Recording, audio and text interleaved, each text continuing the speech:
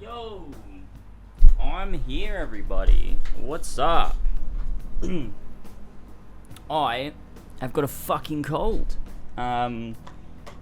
which sucks. Fucking, god damn it. How's the volume doing? I think it's fine. Let's switch over to just chatting and sort the old camera out. Yeah, I've got a fucking cold. Elva gave it to me. Which sucks. Hey, how we going?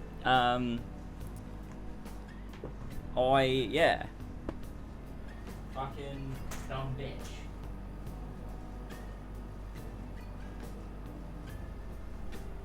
She went to Ireland, if you didn't know. I streamed Rise while she was gone. We had a lot of fun. Tin Man, thank you so much for the 100 bits. But yeah, she came back with a cold. I now have the cold. And it sucks because I always get whenever I get a cold, it's always worse than when she gets a cold. She'll get a cold and she'll be like, a bit sniffly. But then she gives it to me and it fucking kills me. It's insanity. But it's, you know, it's what happens. You just sort of die. That's fine. How we doing though, folks? It is opening night live today, which this time last year, for opening night live, I streamed it the day I had surgery. I literally woke up from the anesthetic. I was all fucking sewn up by the doctors. Couple hours later, I was sitting here streaming fucking opening night live, and I did feel completely fine. But then the local anesthetic wore off, and it really fucking hurt. But that's fine. Today, I would rather have that than have a cold. Colds piss me off. I hate being sick up here. You know what I mean? Like in your head, like your fucking nose and your ears and your throat. Fucking hate that shit. But anywhere else, I'm like fine. I'd rather have a physical, like I'd rather have a broken arm. I would rather have a broken arm than a cold because I don't know. It pisses me off. I hate being all like clogged up. But yeah. Saints Row is out as well today, right? Which is pretty cool. The reviews have been interesting. I've tried not to look at anything other than just review scores, so I don't really know like what's bad about it specifically. Just because I don't know. I don't like getting my mind, you know, pulled one way or the other before I experience something myself. But I'm gonna play it. I was waiting to see if they would give me a code because I did apply for a code, but I think it's pretty clear. I don't look too positively on Saints Row. I think it's pretty clear. I've been quite a detractor of the reboot. So you know, my retrospective has spiked in views though. Like that's been pushed out to people. But I am gonna play it. I don't think I'll stream it. I was gonna stream like the first time I play it, but being sick, I'd rather not sit in front of a camera and stream. I think I'll just play it, and I'll turn it into a video. And I'll do. I'll turn it into a big video because my retrospective on Saints Row did really well. So I thought it makes sense. I'll do it. And every single time I've made a Saints Row video, it's done decently well, whether it's on the main channel or on its Lasboy, it's done well compared to other uploads. So I thought, fuck it, I'll make a video on Saints Row. It might be a little bit late, but so was my Horizon one, and that was fine. So I think it'll be alright. I'll just take my time, make something good, and it'll be fun. It'll be fun to see what I actually think of it, because it'll either be a oh, the game's actually good, you're all wrong, or it'll be the game's bad, you're all wrong. Either way, it's gonna be fun, I think. So I can't wait. I think it'll be interesting. I opened it for the first time and immediately got soft locked in the character creation menu. That's so funny. Yeah, I've seen it's quite buggy, from what I've seen, but that's only going to make it even more fun to critique. It's going to be fun, I think. I think it'll make for a fun video. Hey, Hazard, what's up? I'm having a pretty good day, other than just, like, coming down with a cold. But other than that, I'm doing alright. What have I missed after being gone for a year? Well, Turtle, why this? You have missed, God, few things. I recovered from my surgery, so I'm good. Any expectations? Well, other than something to come out of, to like just sort of come out of nowhere. Not really. I don't know. Thank you for subbing, Jay Sunny, thank you so much for the sub. Oh my god. I mean, with the Prime, I really appreciate that. Thank you so much. But yeah, I don't know. I don't think I have any like expectations. Obviously we're gonna see Sonic, we're gonna see Harry Potter, we're gonna see Callisto, and a bunch of other things as well. But oh, Gotham Knights. Do we get to see thick Batgirl again? If so, I'm pumped for that. I do have a cold. I'm so sorry to hear that. I'm so sorry, Ben. It's so nice to have a serious show once again, not filled with shit MCU humor. Oh, I missed that.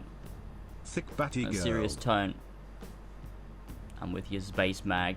We want thick Batty girl. I get it. I see where you're going with that. Thank you for the sub. I appreciate the Prime. Serious tone. Yeah, House of the Dragon was really good. House of the Dragon was great. It was, after being exposed to so much MCU stuff, it was considerably good, but just, you know, on its own was really good.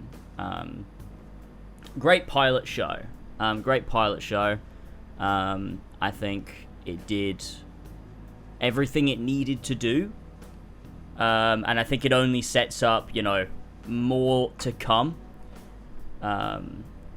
And I think that'll be good. I think I need to watch Better Call Saul, to be honest. It's been a meme for a while on As Always, where people have been like, oh, Tyler, James, have you seen Better Call Saul?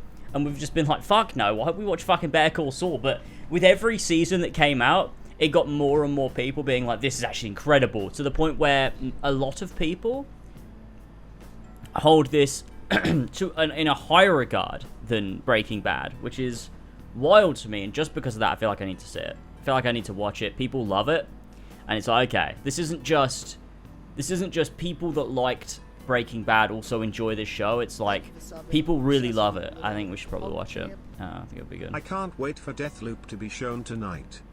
Deathloop, let's go. Thanks, Mini for the 15 months. I appreciate it. Well, it was, we watched the first episode, or the first 3 episodes, and it was just a bit boring, a bit slow, and there was no precedent yet, so I was like, oh, it's just like a mid spin-off, and I just couldn't be bothered.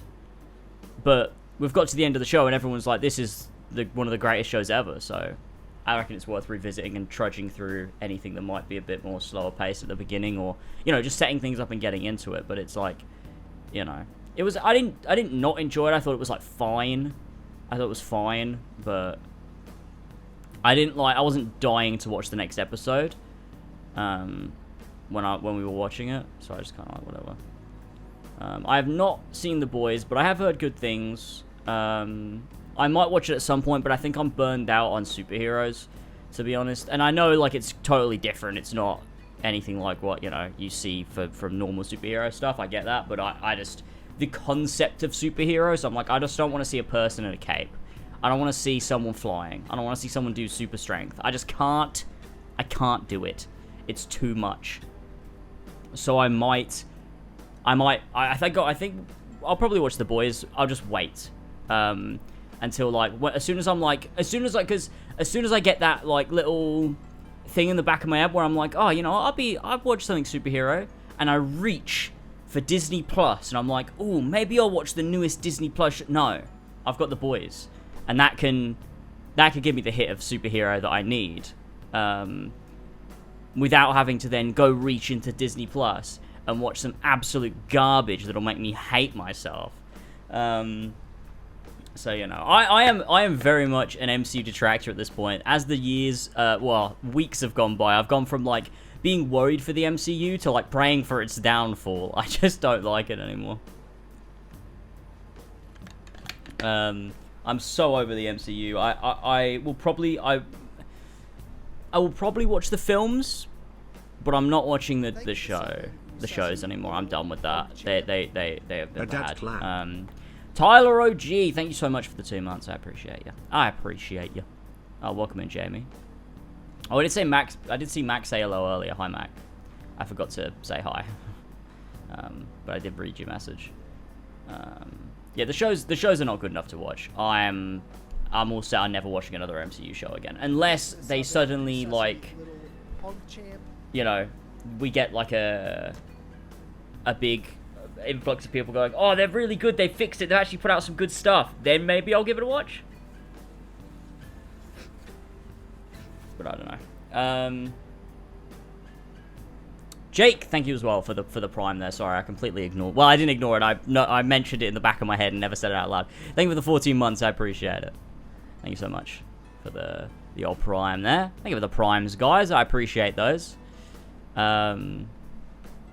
Death Stranding. I liked it from what I played. I might replay it because it's out on Game Pass PC now, which is pretty wild. So I might replay it. I don't know. So, you know, I enjoyed what I played, but I never finished it. It was fun. It was really, really fun. I remember it was the perfect game for the time it came out too, because I remember I was in my office. It was for like the whole day, because I couldn't really leave my office. I mean, I could, but like there were people. We were having our wardrobe installed the day the game came out, or it was a couple days after the game came out. And they were like busy on the landing. They had like ladders and shit. So I was like, well, I'm just gonna stay in my office. Obviously, you know, if I need a drink, I'll go. But it was like there was nothing, like, I don't know. It just felt like I felt right to sort of be in my office. So I just stayed in my office, and for like 8-9 hours, I just played Death Stranding. I just sat there on my own and played Death Stranding. I think the reason I played it for so long is because they had to start work at like 7-8 a.m. And normally I'm sleeping into the afternoon, right? But I had to get up, and I felt so tired, but I couldn't sleep because they were in our bedroom installing the wardrobe. So I had to stay in my office and keep myself awake. And I think it was just before the Advent Calendar, wasn't it? Yeah, when Death Stranding came out. And I just decided, fuck it, I'll just play Death Stranding for 9 hours. It was really good. It was great fun. I loved it. It was amazing. Ladders for getting wardrobe installed. What the hell were they doing? Oh yeah, that's a good point. I don't think they were. They did have ladders. I don't think they did have ladders. I think it was just. I think what I meant was just tools. They had they had all of the parts for the wardrobe laying against the wall. So not a ladder. Definitely not a ladder. That's so dumb. Why did I say that? It wasn't a ladder. But they had, like, because the wardrobe was like a built-in one with like a bunch of panels and stuff. So they had all the different panels and stuff against the wall. No, it wasn't the attic. It definitely wasn't the attic. There's one man for the wardrobe. Then it was just one guy. It was just one guy then. But the point being, I couldn't sleep is the point. The point I was making is I couldn't sleep in the bedroom. So I just played Death Stranding all day.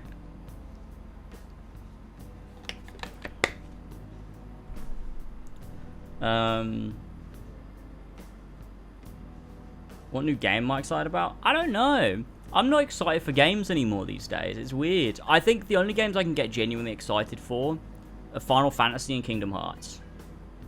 Because they've literally never let me down.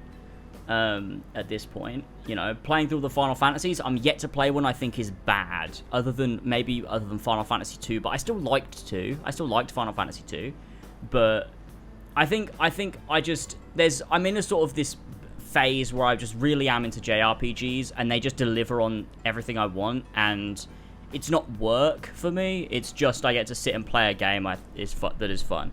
God of War will be good when it comes out, but I'm not like actively excited for it. It's weird. I don't know. Like, I know But I wasn't excited for Horizon either. Not until it came out. When it came, like, I was a bit more excited, but I think when Horizon dropped, then I was like, oh, this is hype, and I started playing it. God of War, I think, will be similar. I think I just don't really care, but I will care when it comes out. Like, when it's like, you know, I just find it difficult to get excited for things anymore. I don't know why, I just don't get excited for things. Or like products or content. I think it's partly a COVID thing. Like, we got to sit in and consume so much content. I'm kind of over it. It's like, it'll be fun when it's out, but I can't sit there and get myself excited to buy a thing. Like, I don't know. It's yeah, I don't know. But it's like, I guess if you were to say, what am I looking forward to? What do I think will be good? God of War, Spider-Man, obviously. Anything they do with Uncharted, The Last of Us, like, you know, those big games. You know what I like. I'm looking forward to them, and when they come out, I'm going to enjoy them, and I think they'll be great games. But I'm not sitting here, like, holding my breath, like, oh my god, I can't wait for God of War. Like, it'll just be out when it's out, and I'll play it when it drops. And I'll obviously make a video on it. But yeah, I think as well, things get delayed so frequently. Games come out, and they're fucked as well a lot of the time. And I don't think Sony will do that. Like, Sony won't drop a broken game, I doubt.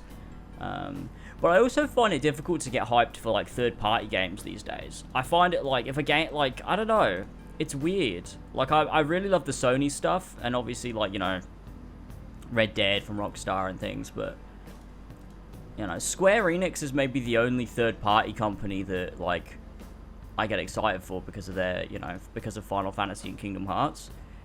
But, like, I'm not excited for, like, you know, Batman or fucking Harry Potter or whatever. So it's just kind of like, I don't know. I think I'm probably just a bit old and cynical at this point, you know. Shop begins in 7 minutes. Nice, I've got it open. We're good. Okay, I've got it open when we need it. I've got no hype for Final Fantasy 16. Interesting.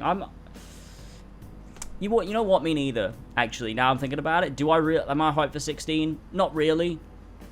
I'll love it when it comes out, and I am looking forward to it, but I'm not like super actively excited. And I think, but I am excited for for Rebirth. I am looking forward to Rebirth quite a bit, and I think that's probably because I just played 7 and like I'm into 7 and like it's just gonna be hype. But I'm also really excited for Kingdom Hearts 4. Like, I actually am really excited for Kingdom Hearts 4. Like, if I see, like, every time I see that trailer, like, pop up, if it just drops on Twitter or something, and it's just like, oh shit, Kingdom Hearts 4's coming out. Like, oh my god, that's crazy. And it is exciting. Because that's, you know, 16's the only game I've been hyped for in a long, long time. I mean, that's fair. I mean, 16 does look good. 16 does look good. What do you think about games being $70 and £70? Makes 0 sense to me. Yeah, conversion has always been a bit weird, hasn't it, for products and stuff. Everything's always cheaper in America than it is in the UK. Things are just more expensive here. Because for some reason, it's like, oh, the new iPhone comes out, it's £1,000, but it's also $1,000. It's like, that's so much cheaper in America. Which is why I used to, every time I got a new phone, I would get it in America, because I used to go to America quite often. I always used to get my new phone in America, because it was way cheaper than buying it in the UK. Because, yeah, it's just kind of weird. But then you look at Australia, obviously theirs is more, well, not more, it's the same, but like, it's like $120 or something, because Australian money is fucking broken. But, you know, Final Fantasy 6 could easily be the best Final Fantasy. It could be. It could be. Will it be my favorite? Probably not. I do think, because for me it's difficult, like 7 Remake are the same to me. I'm like, both of those I love on like equal levels for like different reasons. 7 Remake will always be special to me because it's the one that got me into it. So it's like, can anything beat 7 Remake for me? I don't know. But 7 is so good. I started to write a script on it for a video, but I was like, there's no way. It'll be like 2 hours. It'll be so long. It'll take me ages and no one will watch it. But like, fuck, I'd love to write a video on 7. I mean, I'm sure I will love 14 when I'm done with it and I see all that stuff come together. And like every time they've done satisfying payoffs in 14, it's been good. But you know.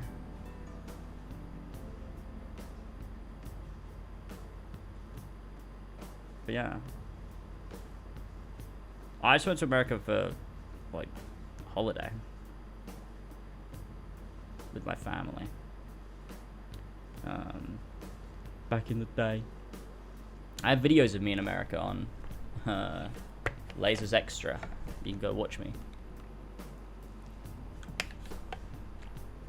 I've not been to Chicago, no. I've not. I would like to go all over America one day. To go to, you know, visit a bunch of different places. I think it'd be really fun. Maybe go on a bit of a road trip, you know? Long drives between states and stuff. Go to, like, a lot of major locations. I think it'd be fun. And while I'm doing that, I can go to all of the places from As Always Airways. It is starting in 3 minutes, yeah. I'm gonna sneeze. Oh my god. I need a tissue. Oh god. It's gone. It's gone. The sneeze is gone. And then, yeah, I can go to all that As Always Airways places. We can go to Blackfoot, Idaho. We can go to fucking El Dorado, Arkansas. We can go to fucking... Where was it we went the other time? I always forget the third one. Logan, from West Virginia. It'd be great. Hopefully I won't miss out on anything, so hopefully it'll be shit. Wait, what? The show will cover announced and yet to be announced games. Yes. Classic video of you in London when it's raining, you're just filming your face. Yes. That's a classic video. That was my 15th birthday. Which means that was over 10 years ago. Fuck. Wow. That's crazy. I could do a 10 years later video on my vlog in London. That's wild. Yeah, the KOTOR remake did get moved, yeah. From Aspire to, yeah, Saber, I believe. AC event, it's September, I don't know when. September 10th, September 9th, 7th, 8th, I don't know. One of those? I'm not sure. It's weirdly it's in September and not November, which is the anniversary of Assassin's Creed. So, I don't know, leads me to believe they'll release something in November and they'll announce it in September, but it's something small that they don't want to build up a lot of hype for, so I would imagine Valhalla DLC? Oh, well, yeah, Darby is writing it. I don't know. I don't remember. I'm so out of touch. I don't know. I don't think, and I've said this before, I don't think they will ever remake or remaster Assassin's Creed 1. I really don't. I can't see it happening. I cannot see them remastering or remaking AC1. I just don't think they want to. I don't think it's beneficial. It's a game, they don't even acknowledge it very much.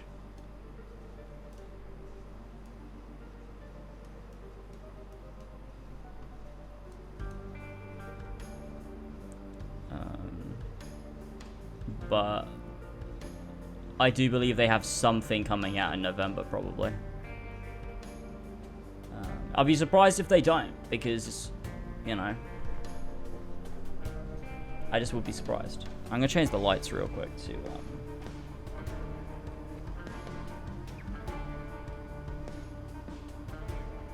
let's make it blue.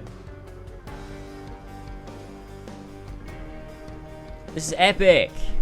I've missed these events. They're so much fun. Roger was at Ubisoft, true. They're gonna ruin Ezio. Games inappropriate for children. Viewer discretion is advised. Oh my god.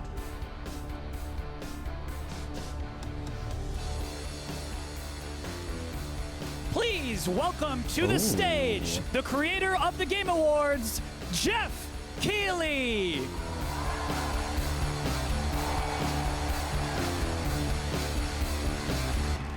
Let's go. Oh my God. Hello, everybody. How you doing? It is so great to have a It's a live proper crowd with us stage. here in This is Cologne, crazy. Germany for Gamescom 2022.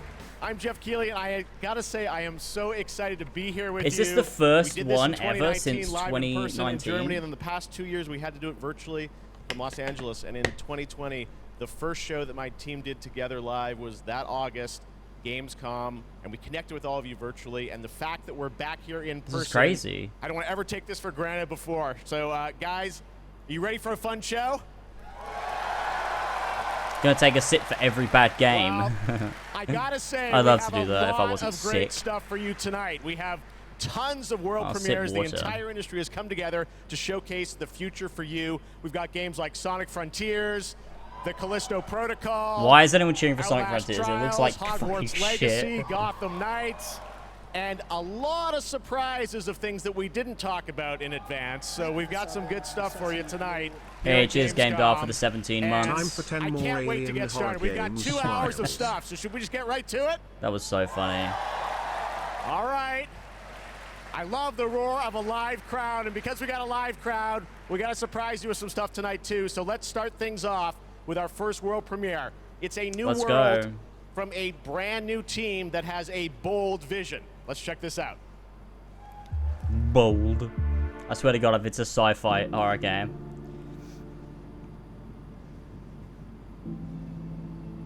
Oh God, it looks like a Ubisoft game. We want the community Christ. to build this. We want it to be their worlds. We want them to tell their stories in their game. I think it's human nature to navigate uncharted territory, to find a place where we're free to explore, to be creative, and to share amazing experiences. The goals are to It's make Skate an experience 5. that's unlike any other, which is such an exciting thing to be part of. I think ultimately, like, that's kind of been the big ambition, is to create this kind of like open world that can be built out in every direction. I think it's every day is a new discoveries and it's constantly growing. We've put a lot of focus, I think, on the current zeitgeist and what it means to represent yourself digitally. This is more than a game. It's a labor of love, and it's a labor of passion. The dream is to create a whole new world for the next generation of gamers, and I think that we've kind of captured that. Players will NFTs. play a massive part in this. It's not going to be just our game. It's not going to be just what we decide to do with it. There's something in it that will definitely appeal to you, no matter what it is that you love to do. The really thrilling That's a aspect of all bold this is that people are claim. going to get to see what we're doing for the first time. I'm just so excited for people to see what we've been spending the last 5 years, pouring our hearts and souls into. Show us it. And I'm excited to see how they feel about Show us it. even though they will have to wait just a little bit longer. Everywhere has become more Wait, than just what? a video game for us. And today, we're delighted to give you a peek behind the curtain at Yes. what we've been working on.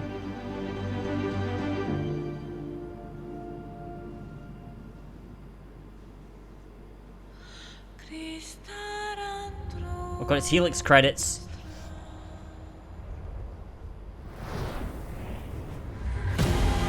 Oh, that's loud. Holy shit.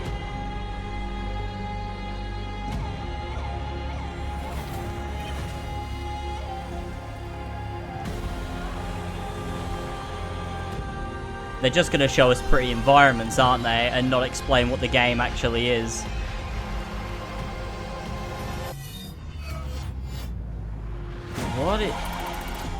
What is it though?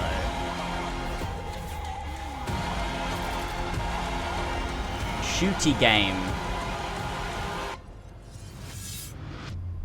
Everywhere. The game. What? Why did that look like... Why does that look like the main character of Mafia 3? What the hell? It's Mafia 3 too. There you go. Why is Lincoln Clay in everywhere? A ton of questions, and joining me now from Builder Rocket Boy is Adam Whiting to hopefully answer some of those because we're a little confused, but we want to know a lot about this. So tell us, everywhere, what kind of game is this? What can you tell us, Adam? Well, firstly, can I just say, it's Why didn't you really make a exciting fucking to see trailer that and showcased been what it was? Looking forward to come out of stealth mode and really delighted to start the conversation today here at Gamescom. Now, I won't be able to reveal everything, but what I can say is that really we're not trying to make a normal game. I think the scope and ambition of this project are quite unlike anything else.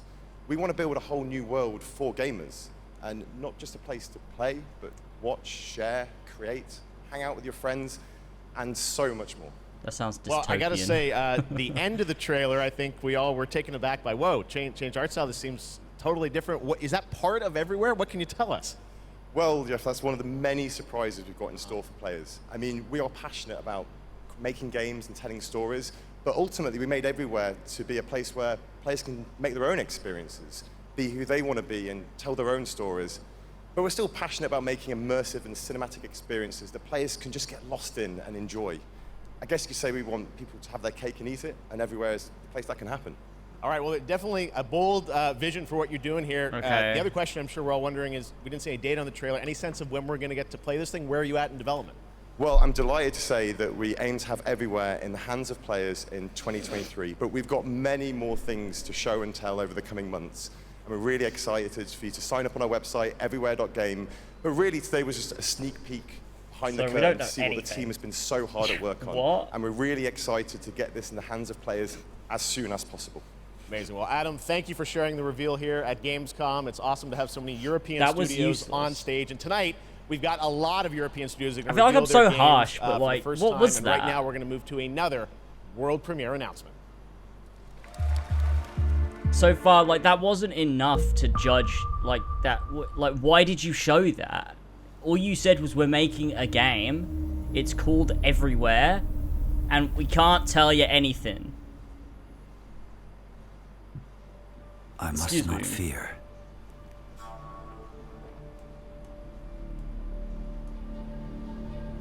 Fear is the mind killer. Oh, it's Dune.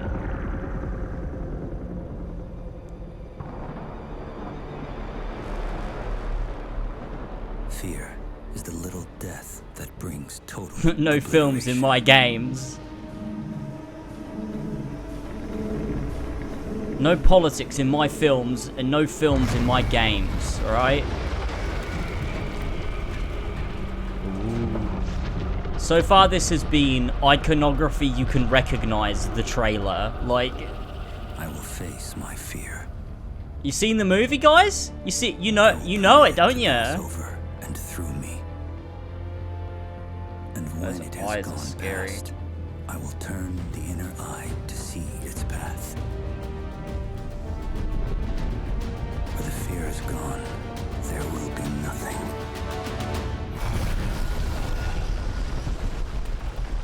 This is gonna be the whole trailer, isn't it? Only I will remain. But I don't know what the game is yet. It could be VR. It could be a fucking mobile game. It could be an MMO. It could be a single-player action-adventure. We don't know. For fuck's sake. It literally is. It's a fucking MMO. That's so funny. That's so funny when games do that. Trust me, the fun is just beginning tonight. All right, how many of you out there are fans of PlayStation? They were like, nah. Well, we've got a fun surprise for you. I said, PlayStation, what can we do for all the fans coming together here at Gamescom? PS6! And right now, I'm honored to share this global PlayStation announcement with you right here at Gamescom.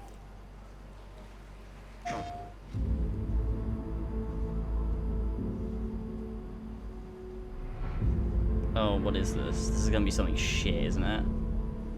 A controller? It's a controller?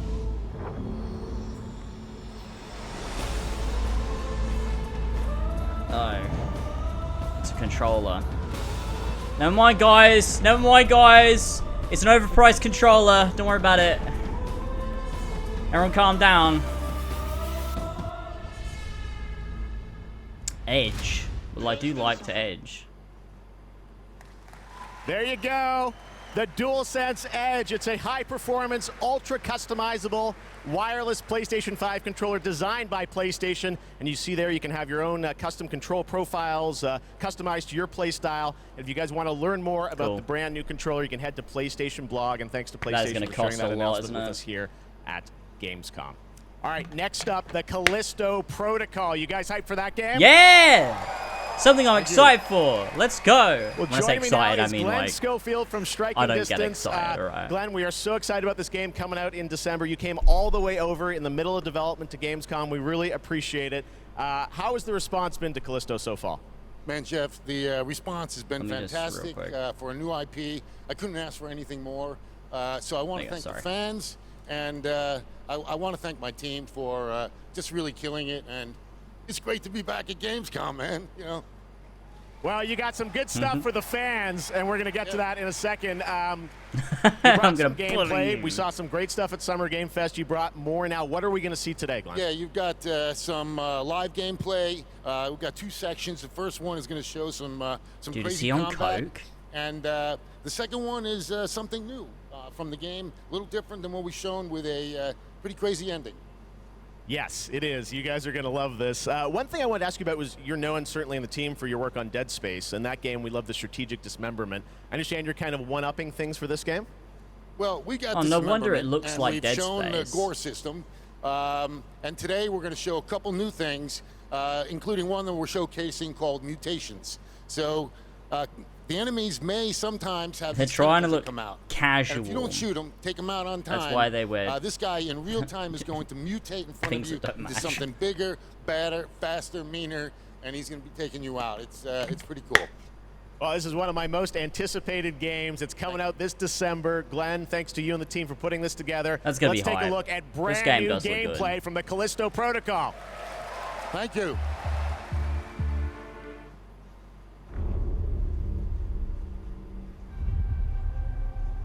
Andrew Tate has been banned from opening night live. Well, actually, Jamie, that's just going to make him more powerful than you could possibly imagine. So we should let him say that stuff on our platforms. I think Andrew Tate should be given a platform on opening night live, because if Jeff Keighley doesn't allow Andrew Tate on stage, he hates free speech. Because Gamescom is the new town square.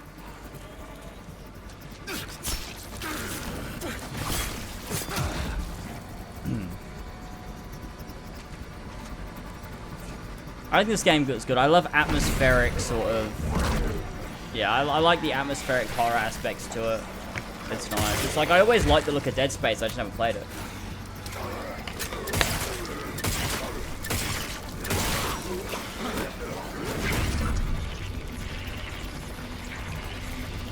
Use the Kylo Ren force powers.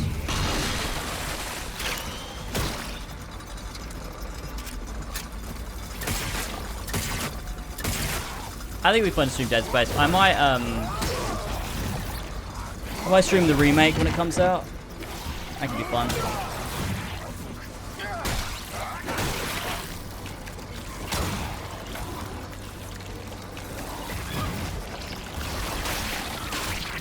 Whoa. Crazy.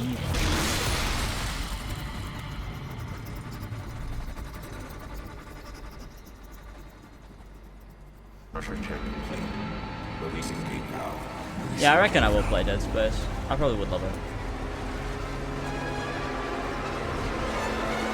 This, the protagonist looks like the army guy from Transformers. Am I just like, is it him? Have they mocapped him? Or is it just a coincidence?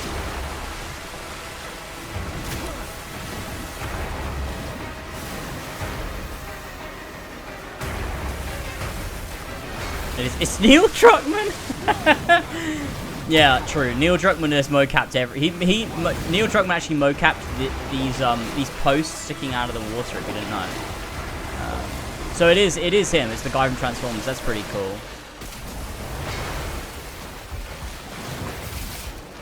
I like him. He's cool.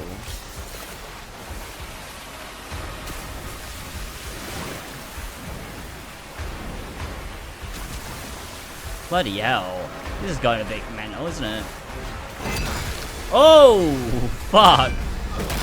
Oh, hell. I mean, that's cool, isn't it? I do like a bit of gore.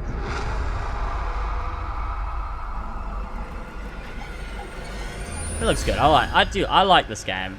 I vibe with it. He was in Call of Duty World War II. Good, right? Yeah. We got lots more coming for you, but right now I want to introduce my co-host for ONL, Melly. Melly, welcome to ONL. Thanks, Jeff. I'm so excited to be here at Gamescom. Hello, everybody.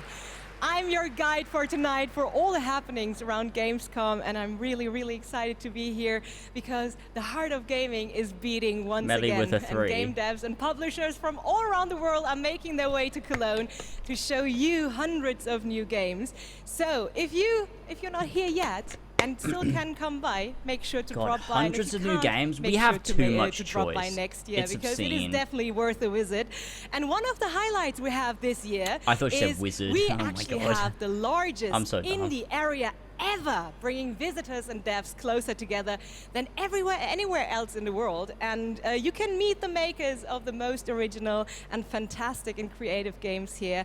And if you're not here, and if you can't make it here, do not worry. You can also check out the Indie Arena booth online at gamescom.com. It's really interesting when you can tell people are nervous on stage. Thank you, Melly, and you'll be with us all night. We've got Gamescom awards to come and other things too. Because literally, let's get right back to the most world people premieres. would this be, next you one know? is one you've been waiting for a interesting. long time to see. Let's take a look at this brand new world premiere. Okay, how have we been waiting for a long time if this is the premiere of it? After an age of the cruelest tyranny, man finally defeated its overlord. The gods do not fall forever. The champions of war united and began the eternal watch over their tyrant's colossal remains. For some forces, even death cannot end. But now, eons later, the fallen god's influence pervades the world again, corrupting even sworn Why does this looks like a fucking Dark Souls. To join his accursed lords of the fallen and damn humanity to a new age of devastation. Though from these darkest days, new heroes arise. To defy the gods, one must embrace the darkness. And so lies our only hope. I'm so over CGI trailers, man. I'm so over it.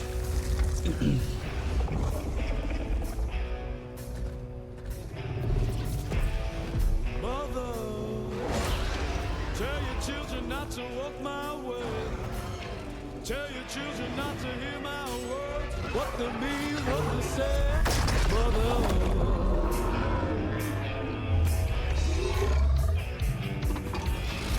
Like, this doesn't do anything for me. It's a CGI trailer with some funky music in the background. Like, yeah, if you're doing medieval fantasy, don't use real music. It's so weird. It does, tonally, I don't like it.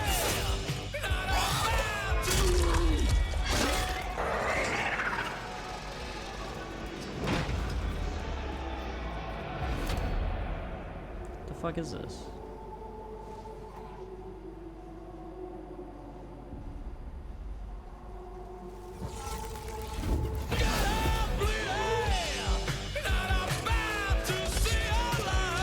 I feel like CGI trailers only work if you're already into a game, you know? Like, if you're already hyped for Assassin's Creed Revelations, the CGI trailer's fucking sick.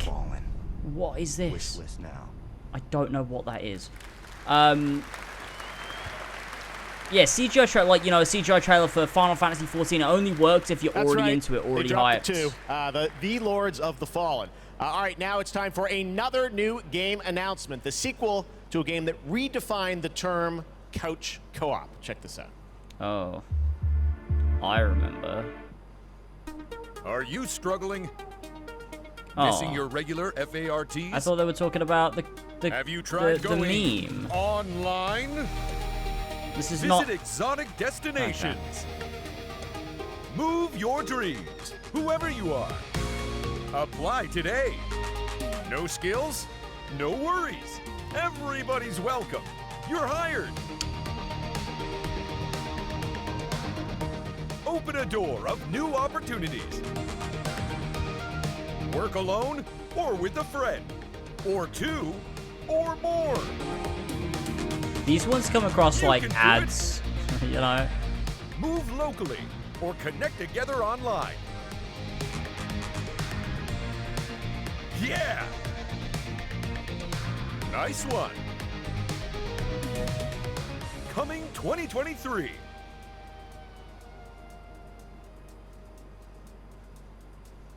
Cool.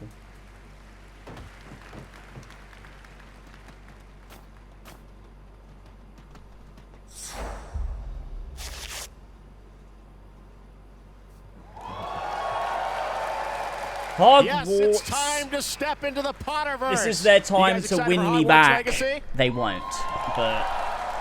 Well, it is coming out in February of 2023, and tonight at Gamescom, we've got the brand new trailer for you to take a look at. I don't want to just say being much, a spoil recognizable much. This is an IP incredible trailer. is not enough. I hope you enjoy it. It has to also be good, though, you know?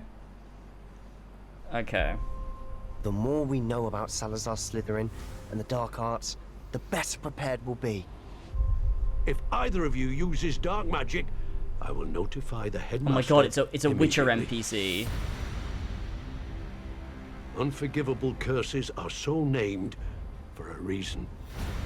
A spell that could save your life shouldn't be unforgivable. The dark arts seem... no!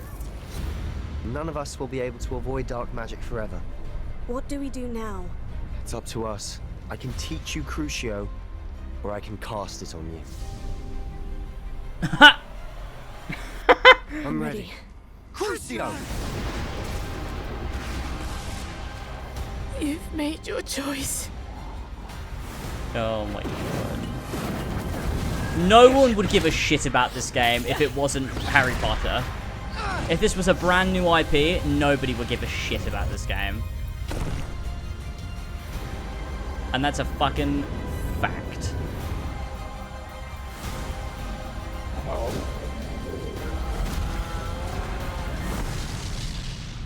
What have the two of you done? What have you done, you two crazy kids? Did you cast the Crucio on yourself? I can't believe you did it. It's one of those. To see them, though, you have to have seen death. Wait, oh my god.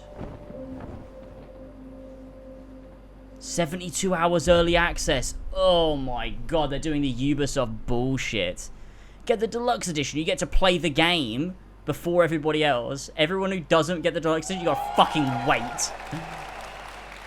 That's right, it's time to step into the world of Borderlands now. Joining me is the Yeah, founder that of trailer Gearbox did Entertainment Company, Randy nothing. Kitchford. Randy, Nothing great to see you for here. me. Thanks for the intro, Jeff. I think a lot of these guys probably know me from my work at Gearbox creating Borderlands. Any Borderlands fans in the house? I do know him.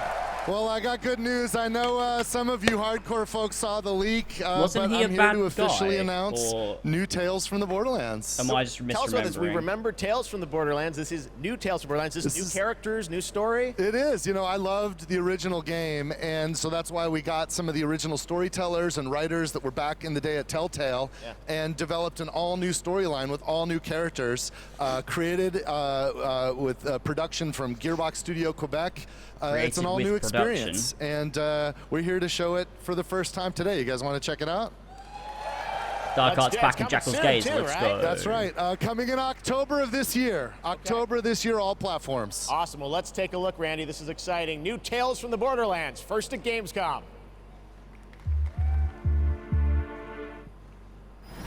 Most stories in I the can't imagine Borderlands being someone that like gets start excited for bloody. every new game. They end Must be bloody such too. a weird life to live. I don't know. Sometimes, all it takes to change the galaxy I have such high standards for is things. a trio of losers trying to get Which I guess is a through good thing when you do what I do. You kind of have to have high standards if you're going to be a critic. Because otherwise, you sort of just, Luke Stevens. There was a vault key being Nah, kept on the I'm station. joking. If we can find whatever's in that vault before Tedior does, we can change our lives.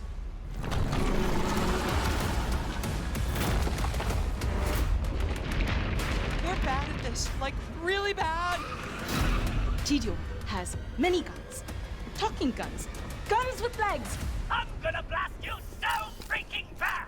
Yeah! Shut up, Richard!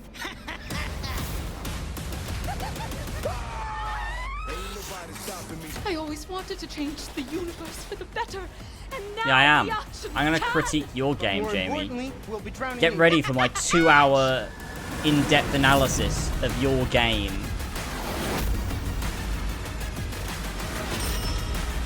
Why are you people like this?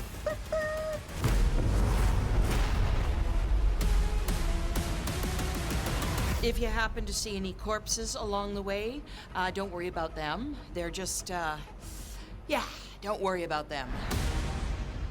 This is exactly a game made for those like 40-year-old Come back to the city people and join the deadliest spectacle of this season. on Twitter that still think they're 15. I'm gonna tell you a story about What a is this? species that survived millennia. Homo neanderthalensis, Homo rhodesiensis, Homo erectus. Rise Son of Rome all of 2. them wiped out by the deadliest species of all. Us. I am Astrid. This is the Oh, is new it Dying arena. Light? And my advice for you: stay alive.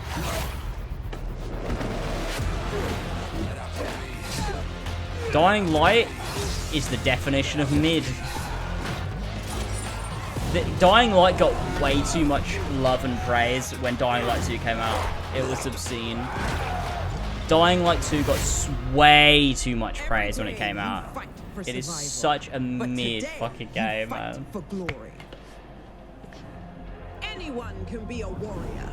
What makes you different is the spirit of a champion.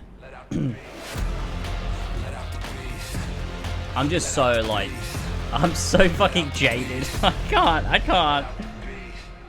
Every time I watch one of these events, I get less and less interested in playing games. Red Bull. Red Bull gives you wings. Thanks. So you want to join me? That was not synced up. What the hell was that? The fuck is this? Have they just like switched to ads without us realizing? What the hell? Sign up and be a part of my crew in. This looks like a fake game. Oh my god. This Product looks like a not fake yet ready. game advertised on Instagram or something.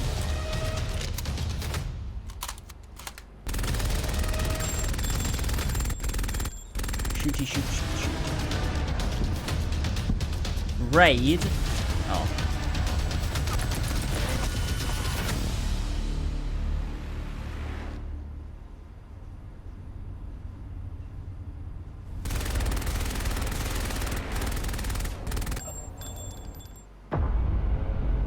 I'm gonna pee. I'm gonna go pee now while the ads are going. See you in a sec. When they see this glorious end, they will come for us.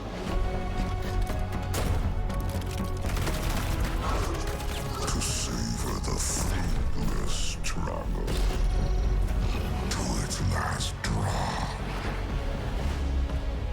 It's who they are.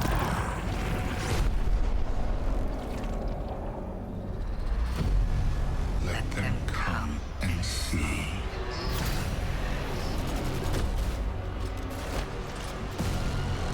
Our shape reveal what they do then.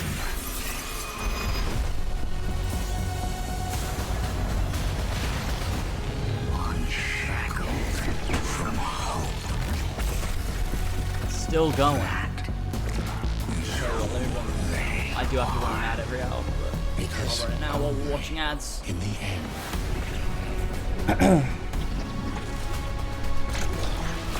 are we free? It's got a warp. Oh no, can't believe it. Oh, Destiny 2. Hello again! This Saturday, the Gamescom Awards will be handed out to the winners of the best games on the show floor. Only submitted games showing at Gamescom will be eligible to be nominated. They gave awards to like Game of the Year to like channels, so make sure to tune in. Games that weren't out yet. Do you remember that? I'm allowed to hand out 4 awards. I'm very, very excited about that. And I would say, let's jump straight into it, starting with the most wanted PC game. Here are your nominees. Metal Hellsinger, System Shock, Warhammer 40,000 Darktide. And the winner is Metal Hellsinger! And here to accept the award is Sheila Wikström, executive producer at The Outsiders. The stage is yours. Thank you so much. Wow, this is a lot of people. I was practicing my speech a lot, but of course, you know, when it's as much people as there is right now, you'll blank. But I want to say that I am honored to receive this award on behalf of my team. The team behind Metal is an amazing bunch of people that I'm so lucky to be working with every day. And the truth is, making games is super hard. When I started out, I don't think I really realized how hard. And what I learned is that focusing on compassion, kindness, and empathy just as much as any other craft in games would be the key to successful game development. And it's precisely those qualities that my team possess and why I'm so privileged to be working with them every day. I love you guys at home. I miss you so much. So what I want to say to you, my industry friends and colleagues is treat each other with heart, get off your soapbox, and respect. Say thank you day. and Make get off the games fucking with stage. Humanity. Thank you so much. Oh my god, who cares? Congratulations Oh once my again. god, who cares? What And the Jeff, fuck? back to you. Dude. Thank you, Melly. Well, the world premiere train keeps going. It's I time to cannot. move to the world of Sonic. Any Sonic Hedgehog fans out there? Sonic has had a pretty good year with the Sonic 2 movie, which was a ton of fun earlier this year. Well, Sonic Frontiers is in development, and we've got a brand new trailer for you and confirmation of the release date, too. Check this out.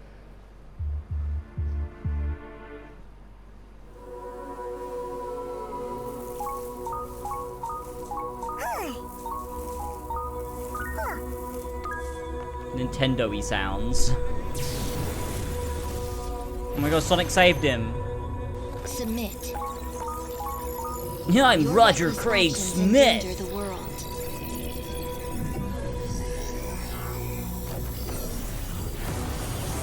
Whoa. Oh no, it looks like... Is that fucking Green Hill again? Stop it! Oh my god. It looks like Sonic Forces. Oh. Amy! Amy? Is that you? God, I hate Roger's Sonic so much. It sounds like shit.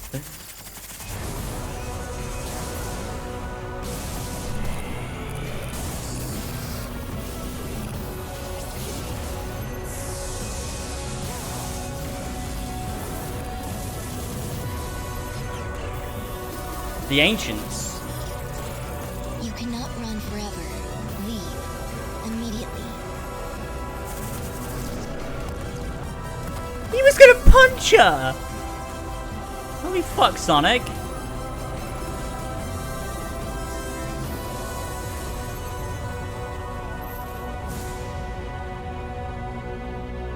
That was, yeah, it's coming out, what, the day before God of War? Yikes.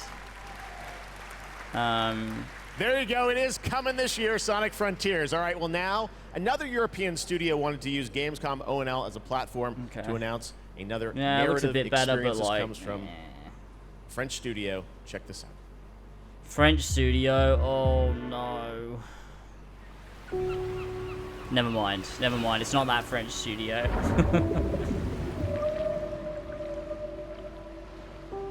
We leave so many things behind us. Subnautica 3. Objects. Memories. Mistakes. Oh god, it's an underwater game. They sink in time. Touch the bottom and go to sleep. Silence is full of ghosts.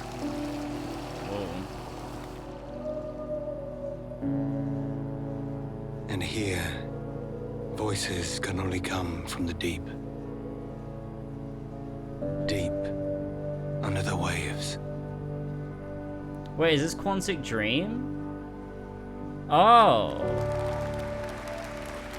So it is like Ubisoft then. Guys. For a second you sound like you hate the French. It's time for the goats. I do. Ready for some goats? Who doesn't? No live goats today, but we are here to talk about Goat Simulator 3. We got to announce this back at Summer Game Fest.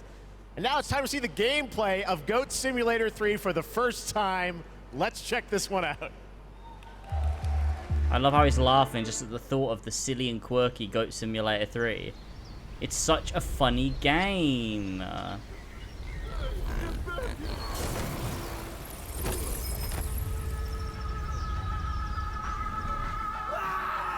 This was funny in like 2012.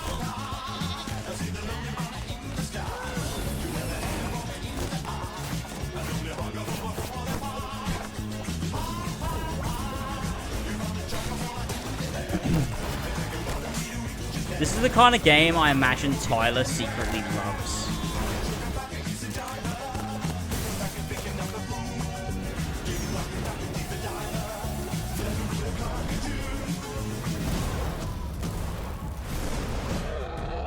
First going in 2014. Well, that's when it was funny then.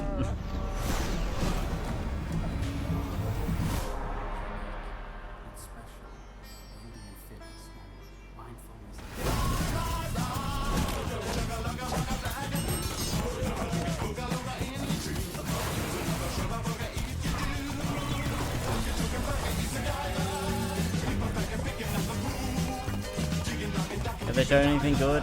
Not by my standards, but they showed Callisto Protocol, but it was a pretty like average demo. Monstro.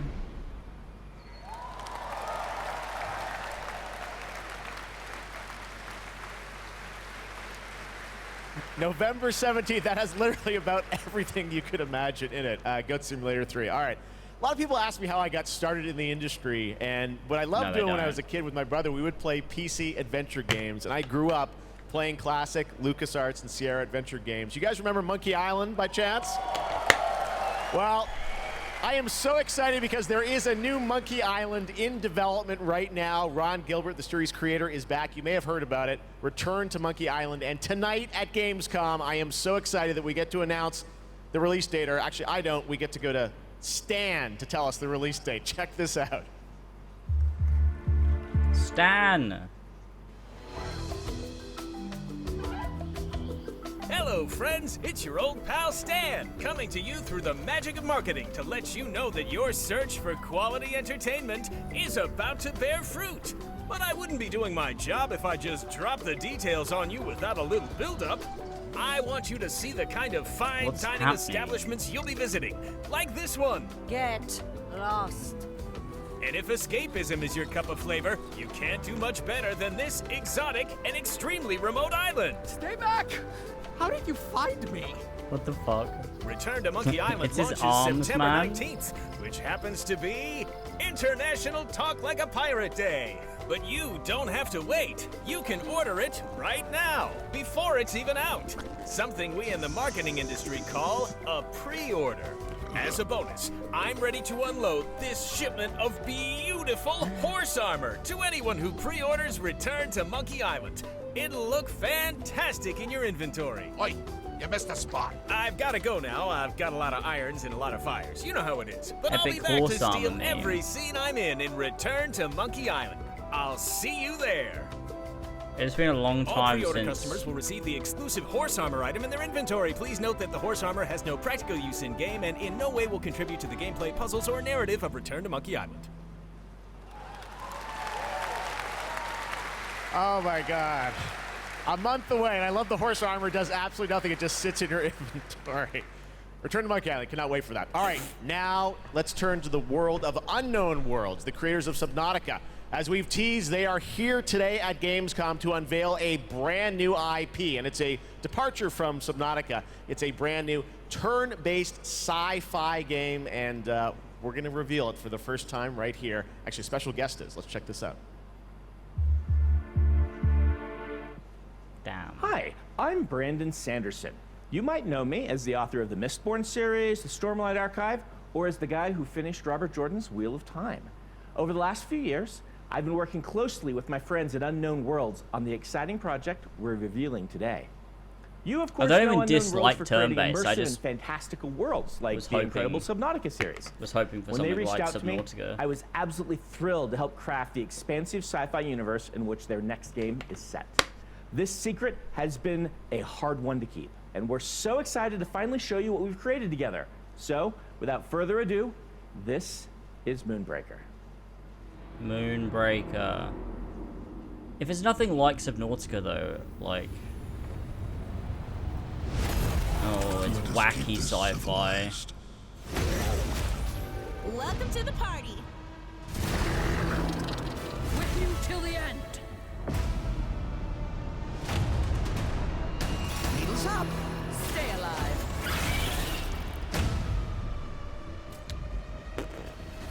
This'll be over real quick. Me. Get over here. Ready? Okay. Grenades, anyone? Grenades, anyone? Oh my god. What is it with wacky, silly games, dude? I cannot deal with this shit anymore. Thank God for Sony making shit like God of War and Horizon and The Last of Us and Ghost, like games that like take themselves fucking seriously. Like, it's not that this is like a problem in of itself, but like it's the oversaturation of when a developer like doesn't know what to make, they go, let's just make it a silly game. And it's like, fucking hell, man. This is not like, I don't want the bright colors and the loud music and the fucking dumb shit and the quips, like, fucking hell. And it's not even necessarily that it's the game's fault, because you could play a game and it could be perfectly fine, but it's the trailers. It's the trailers more than the games. Like, this game might not even be as, like, fucking, you know, wacky as they're making it out. I mean, it looks like it. But it's like, the trailers capitalize on that. Because, I don't know, I guess they think, look, if we show loads of crazy stuff, people will buy it. Because video gamers love crazy Joining me from things. Unknown Worlds is Charlie like, Cleveland. Charlie, Moonbreaker, it's real, and it's so different than Subnautica. So Yes, tell us, it is. This departure, you guys like to kind of reinvent yourselves every game, right? Yeah, so people thought we were kind of crazy for making Subnautica after making Natural Selection. We went from a strategy shooter to a pacifist underwater game, survival. So I feel like Yeah, we've it's done not this an before. underwater we, game, you know, we is it? love That's not changing the genre. genres, but I'm hoping, you know, our Subnautica fans will still come along for playing a digital miniatures game. I hope. Well, it's so cool. A digital won't. miniatures game. We will Everyone not. loves miniatures, but how do you translate that into gameplay? What is the gameplay of this game? So we're kind of channeling like a Guardians of the Galaxy or Firefly kind of feel. So you can see that from the colorful art style we have. So you choose a captain and 10 crew, and you build a roster, kind of like a traditional miniatures game. And every unit in the game is really like strange and special and kind of game breaking. So yeah, you deploy units and you move them around on the battlefield, and you get all these crazy game-changing powers, kind of like Hearthstone meets XCOM, kind of.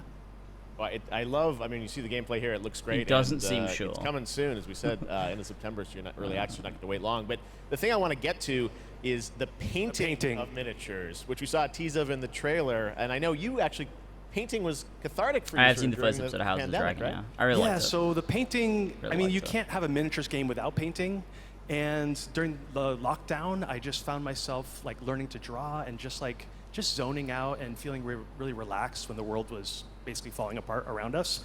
And we really tried to capture that feeling. It's not like Photoshop or like special technical tools or anything like that. We just simulate washes, dry brushing. We've got decals. This feels like you're actually painting a real miniature. And I have to say, because everyone is surprised by That's it, kinda like cool. all the miniatures you see painted in the game are all painted with the tool.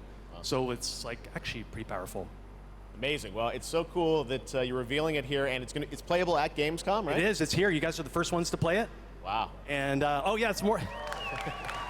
We're over in the Crafton booth. Okay. Crafton booth. And for everyone else around the world, they're not going to wait long, right? Yes, we'll be on Steam playtest in September. We have a couple open weekends, and then we're going to be launching into Steam Early Access September 29th. So it's really close.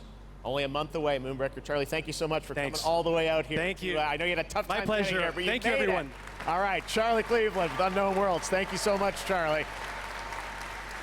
And now it's time to reveal another game with a very catchy tune in the trailer. Check this out.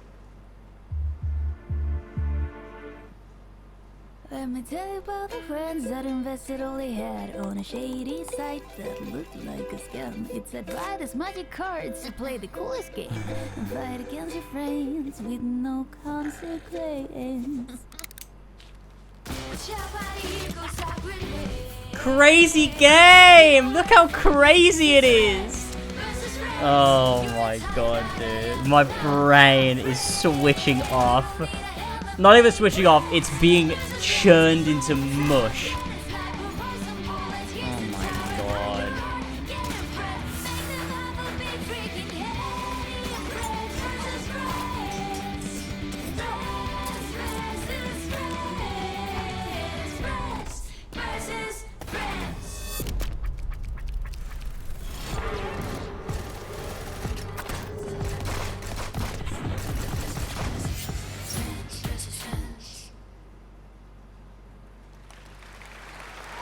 This is my one bad day. Inspired by the familiar story of Pinocchio, Lies of P. Yes! A new action This game looks Souls-like sick. game that is coming out from NeoWiz, and you guide Pinocchio on his unrelenting journey to become human. This game looks absolutely great, and we've got a brand new This game gameplay looks trailer to sick. show you. And this game is also coming to Xbox Game Pass on day one. Let's check it out.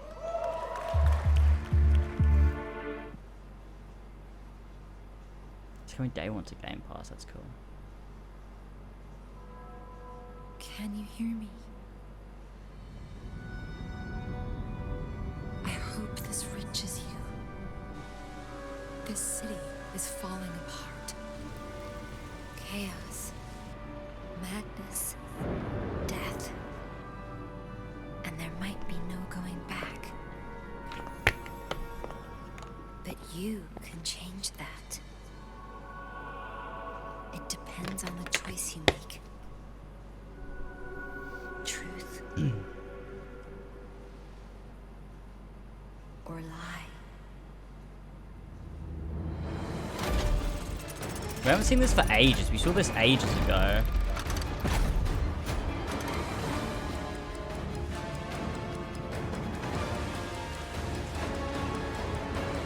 I might be asking too much of you. But I don't have a choice.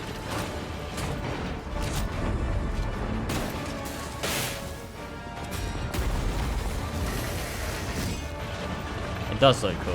I'm a fan. You can do this. Please, help me.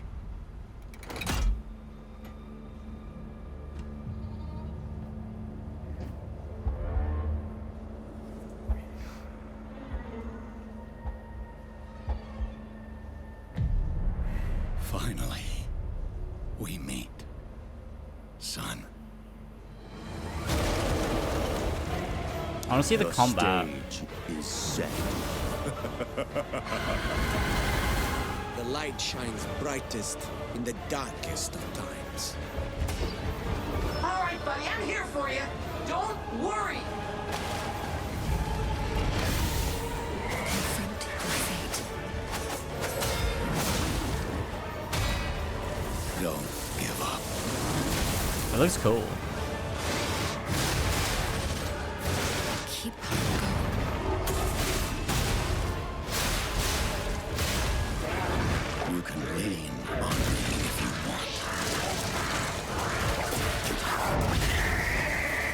I like this a lot. This looks sick. Protect. Fulfill.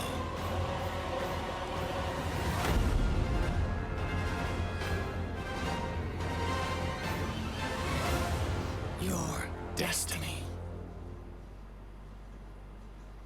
That look great.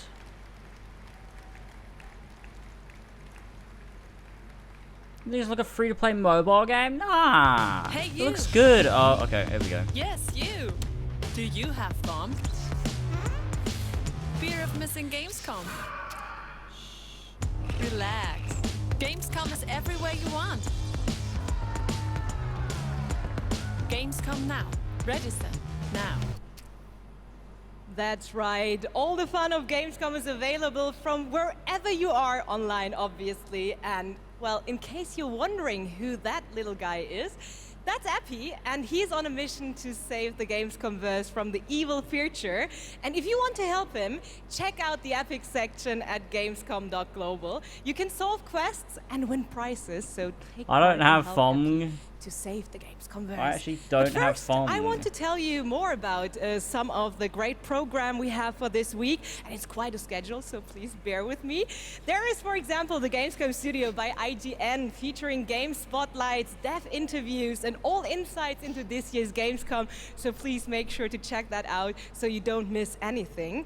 And also, I just the hope awesome next year Indie E3 Showcase is good. back, featuring the newest, most original, crazy indie games here on Friday afternoon Crazy? at 5:30 p.m.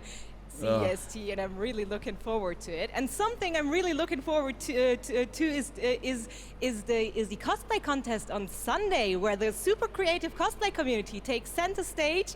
And this is absolutely one of my favorites, so make sure to not miss it out. It is definitely worth a watch. And for more updates, follow at Gamescom on all platforms. And, well, now it is almost time to introduce our next guest, but sadly she couldn't make it since she is a tad far away. So let's see, she sent us a video, and I would say, let's have a look.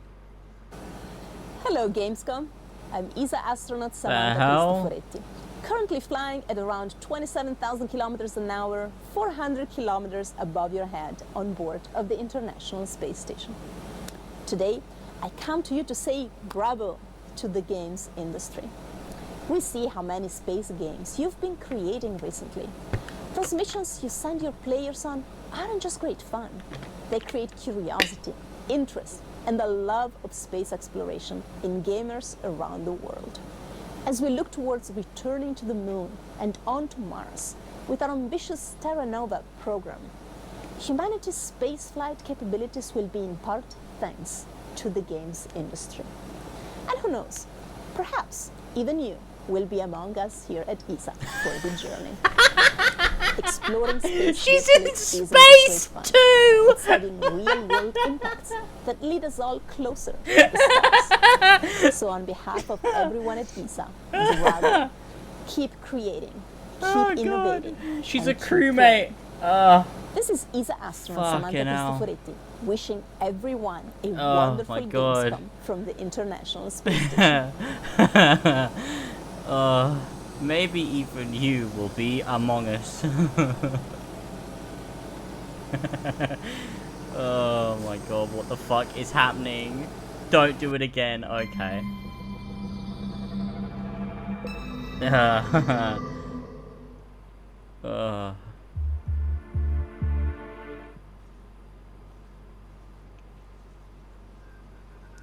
Space! Give me a Portal 3. That would make this show, I'm telling you. If they announce a Portal 3. I don't know why I'm saying that like it's even a possibility, but I'm just telling you, that's what would make me enjoy make the whole show worth it. That's the one thing, alright?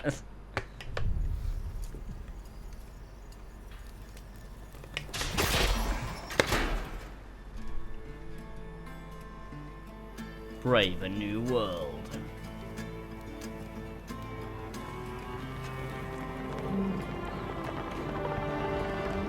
Is that a Transformer crash landing?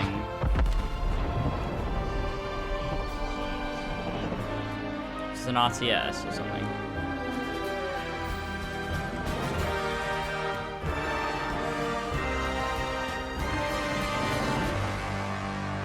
Stranded. Hey, I made that. Think I may be stranded. Hey, oh, here we go. The waves crashed in, I've lost my boat. It is an RTS.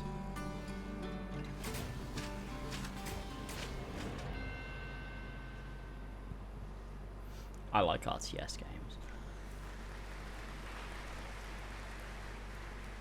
When we were looking at games for How long Gamescom after being Opening Night stranded on Live, space one of the with things no I was one else most to impressed with this year is there are a fucking lot of European wildlife? studios that want to debut games Day here, one. and also a lot of brand new IP, brand new worlds, and we're going to introduce one of those to you right now, and I think you're going to get pretty excited about it. Check out this world premiere. Every time you've said that, Jeff, I have not got very excited about it, Jeff. Please stop it, Jeff. Focus. They make good games. Wait, haven't we already seen this game? The sand has memories. Memories of our past. When gods walked this world. I swear we've and seen our this. heroes stood amongst them. Among. But the gods' vanity grew. And in their struggle, we were cast away. Only remnants of these stories remain. In the sand. In the ruins of this shattered, broken world. Interesting. I mean, again, CGI trailer, not fucking gameplay.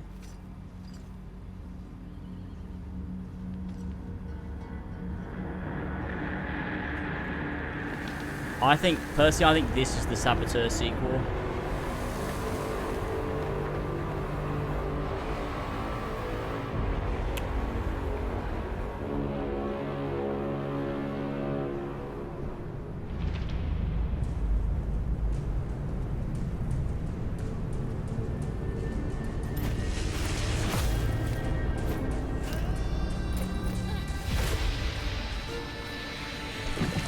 Definitely like a co-op game or something. What is it with the CGI trailers, man? It's actually a joke. I thought we like all agreed collectively a few years ago this can never happen again to the games industry. Your reveal trailer cannot be CGI. Like, did we not all, or did this not already become a thing? And they, like, developers stopped doing this? Why have they started doing this again? A CGI trailer is not anything.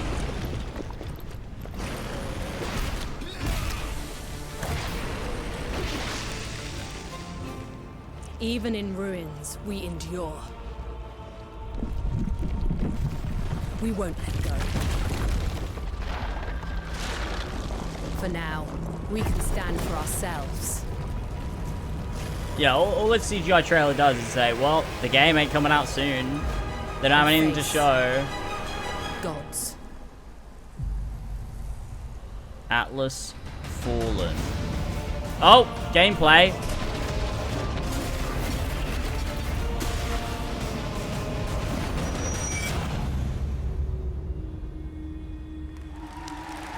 I don't know what that was.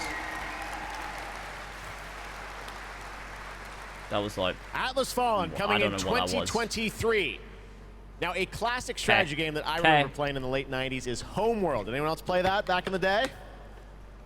Great PC space RTS. Well, a brand new Homeworld is coming out next year, and we've got a brand new look and some new gameplay from Homeworld. Nobody cheered. Nobody cheered. Oh God, I'm so sorry, Jeff. Oh, you could have cheered just out of pity. Like, it wasn't a genuine question. Like, just cheer. It was like, a simple perimeter scan. Oh my God. Escorting resources. But we were ambushed by Kalan raiders.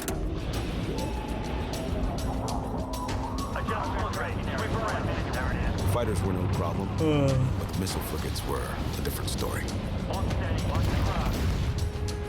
Command got clever. One wing used cover to keep themselves safe on approach.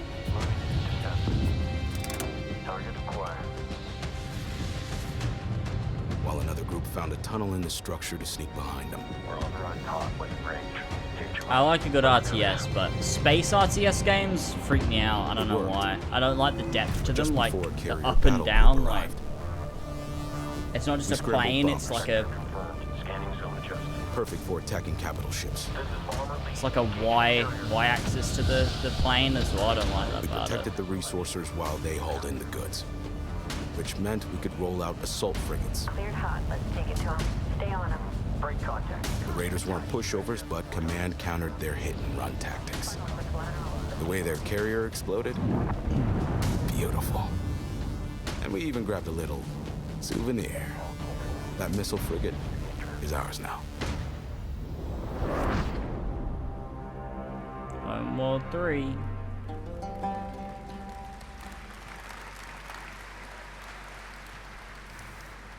Homeworld 3 in the first half of 2023. Now today is a big day, speaking of threes, because it's the version 3.0 update to Genshin Impact, which is an incredible action RPG from Hoyoverse. Anything good so far? Today we've got an exclusive new look at version 3.0 and the new Rainforest Nation, as well as a sneak peek of a mysterious ancient civilization and settlement that is found deep inside the desert. Let's take a look at this world premiere. World premiere. I need to pee again. My bladder is so weak. I mean, to be fair, I've drank a lot of water. I've drank like, it's up to there. So like, I've drank a lot of water, to be fair. That's all inside me.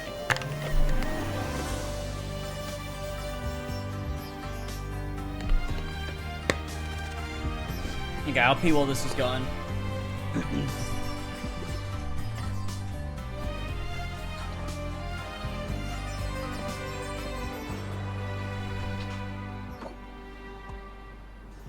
Can't see? I'll uproot you!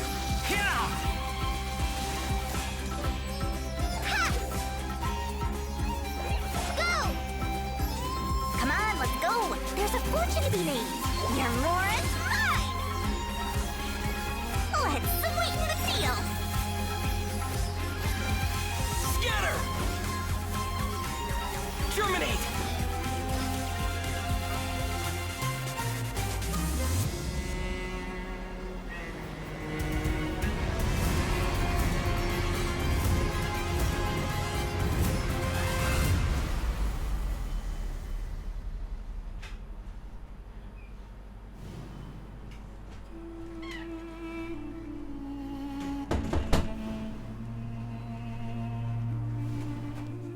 Hi.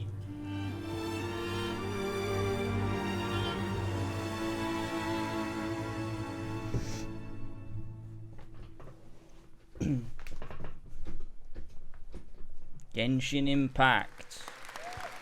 Pension Gimpact. What an absolutely beautiful game, and that's not all from Hoyoverse, because they also have Honkai Star Rail in development. It's a grand interstellar adventure with strategic turn-based combat, and now we're going to take a new look at the story and adventure that awaits you in Honkai Star Rail. Yeah, didn't they already announce? They announced this last at Summer Game Fest or something. That was the best trailer of the night. Well, I missed it.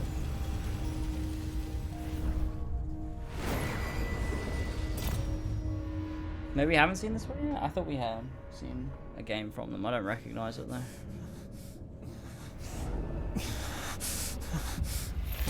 Anime sound. Of 5 people, 3 must pay a price. You are not one of them, Jin Yuan.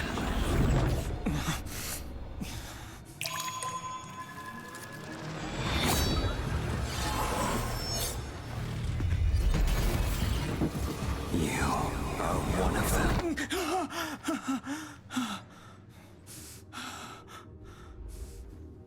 The Xianzhou is in danger. This man, he... The train is about to make the jump. Hold on, everyone.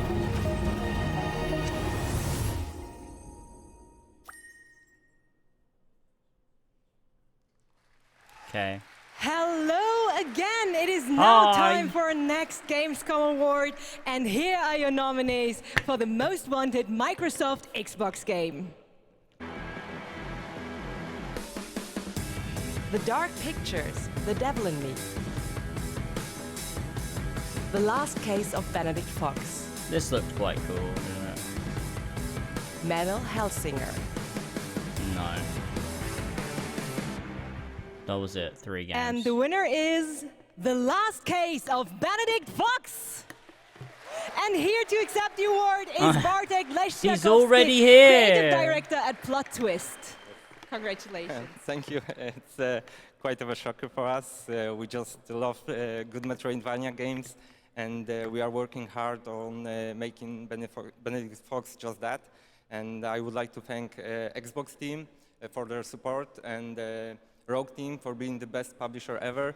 And especially I would like to thank my team in Krakow. They are crazy talented, and my hands hold the award, but their hands make the game. Dziękuję wam bardzo. Thank you. Congratulations once again, The Last Case of Benedict Fox. And Jeff, maybe a little bit too back long. to you. Thank you very much, Melly.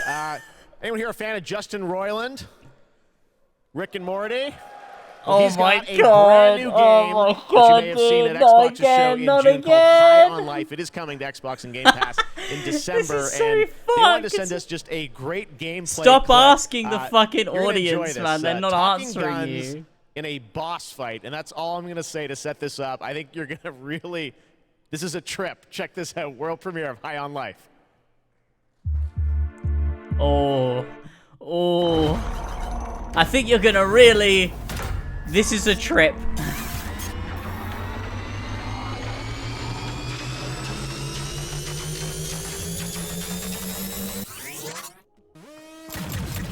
Oh, it's this game, yeah.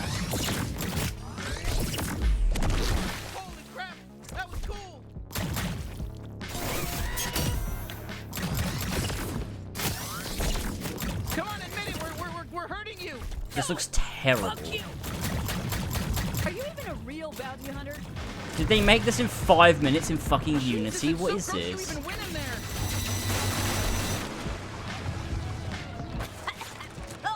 sludge tastes like shit. Yeah, so stop diving into it. Guys, you might not know this, but it's really funny because Gunn talks. Hey, I'm still here. You can still use me if you want. I can deflect attacks. Did you know that? I'm not just all about stabbing. Well, I'm mostly all about stabbing and tethering, but I can also deflect attacks. I'll slice them to fucking death. I'll cut their fucking heads off. I'll rip their limbs. I'll fucking do everything. Oh, I'm gonna fucking cut right into them. I'll cut their fucking asshole off and eat it. You know, this sludge matches your toxic personality. Fuck off. That wasn't even a good one. Surprise! Fleshbag! Hey, it's me, Five Tor! Kill my Who is this for? Oh, incoming lasers! Laser just for you. Bet you're just as nice and squishy on the inside as the rest of them. Let me at her, bounty hunter. Wow, we're having our first real boss fight together.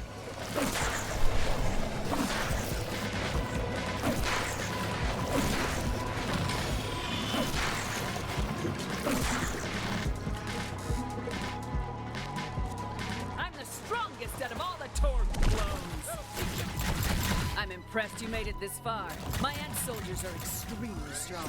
Honestly, I don't think they were. We're new at this, and it was pretty easy to kill them all. If I'm going out, I'm taking you with me! Just stay alive. I think she's basically done for.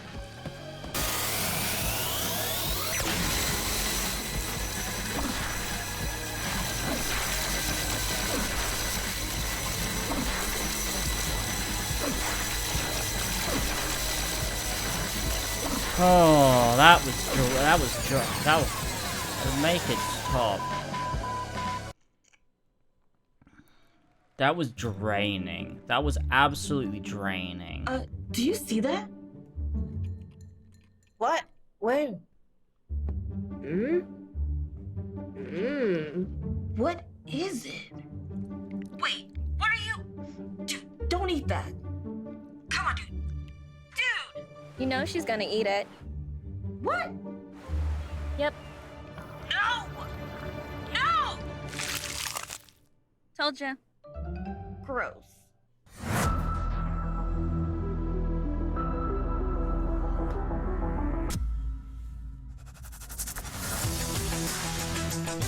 Oh my goodness. These events are draining.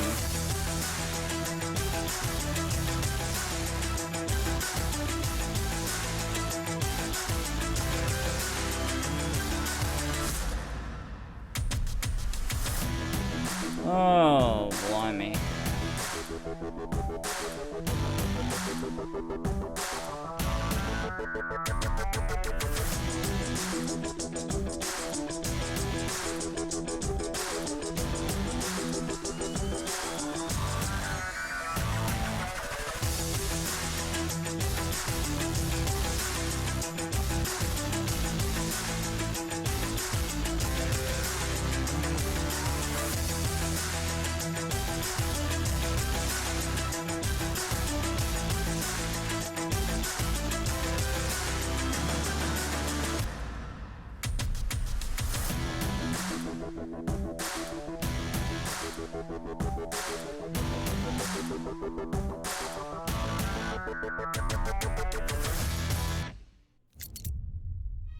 You've been selected from among thousands of candidates. To join the Lynx family. You're from Earth, right? This is more than just a job.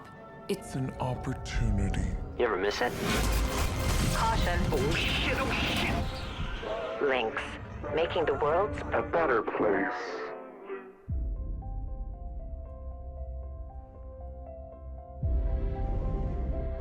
What they say about work in space is true. There's something real special here. You don't have power here. You never will. Look around you. We're expendable. I can hear them in the walls. Ain't a trade like it. Dancing between the ribs of a ship, gaze out at the rest of the human race, buzzing in the distance. That's when the sky fills up with flames.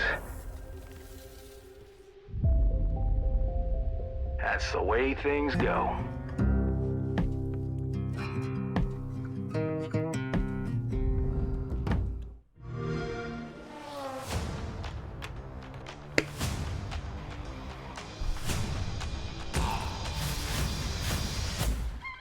Is that Phoenix Rising?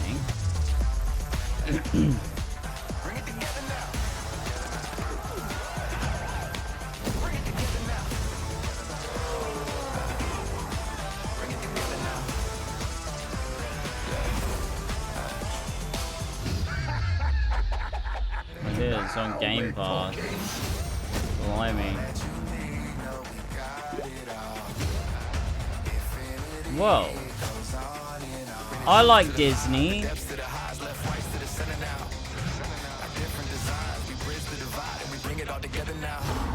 I saw Simba and something inside me just awoke.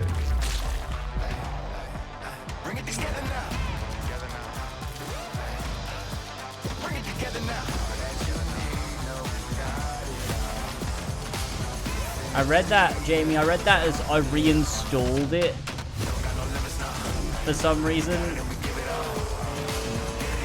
was like, well, why'd you do that?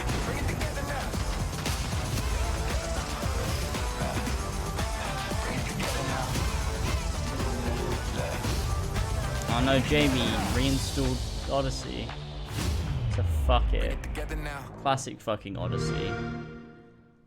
Something about a vow. That'd be pug. First announced back at the Game Awards, Telltale's next project is based on the Prime Video series The Expanse. Well, we showed you a little bit of the trailer at the Game Awards to set up the world. Now you're going to get a first glimpse The Expanse. of gameplay with this. Isn't that the show with Cass Amvar in it? The sexual predator. Thank you for subbing. Rich Rusty, thank you for the prime. Let's see what we can do. Captain Drummer, what are your orders? The Expanse is obviously one of those universes that has a ton of opportunities to tell great stories. One of the things I'm super excited about is the zero-G stuff that we've been doing. A big part of when we're making the game, not only are we thinking about the characters, we also have to think about how can we evolve the genre in any way that will make players excited to be part of this universe and feel like they're engaging in something rather than just being a passive audience member. You'll figure something out. I know you will. It's actually been a really interesting thing as an actor to explore some of her more vulnerable sides that by the time we meet her in the series, they've been cauterized. Because this score, drummer, this is the greatest score any scavenger has ever come across. You'll need me if you want any chance of unloading it.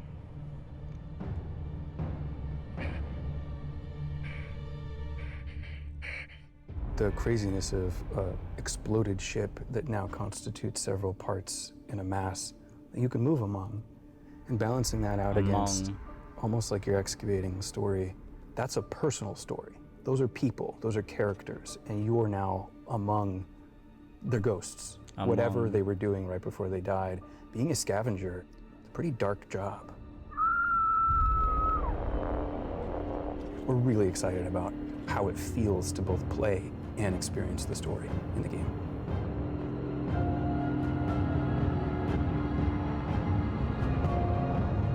Whoever did this is long gone, and we still have a ship that's ready to be scavenged. So get to it.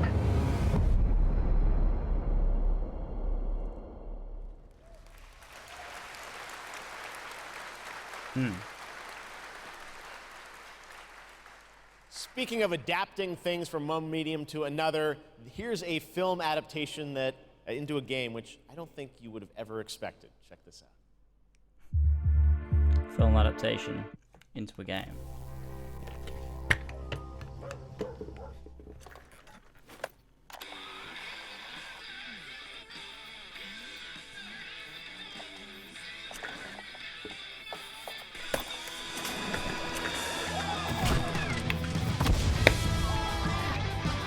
Crazy, wacky explosion.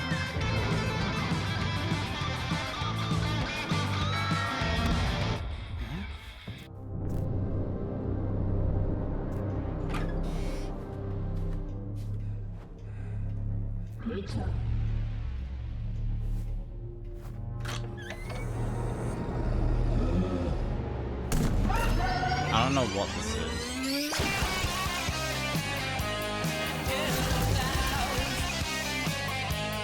I've never heard of this before.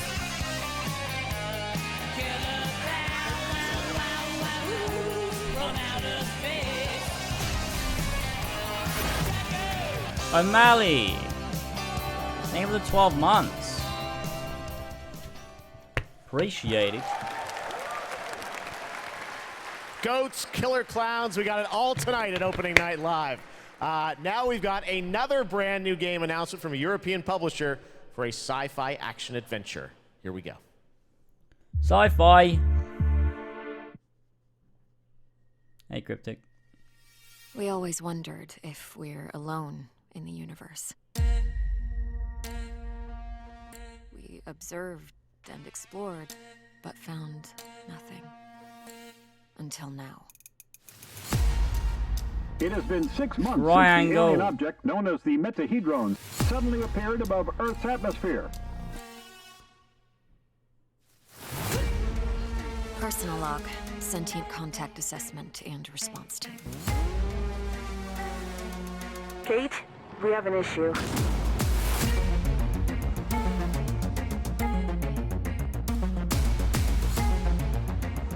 This is interesting. What happened? Power supply failing. I'm intrigued. Sensors offline. I'm switching to backup generators. Top 5 times I switched to backup generators.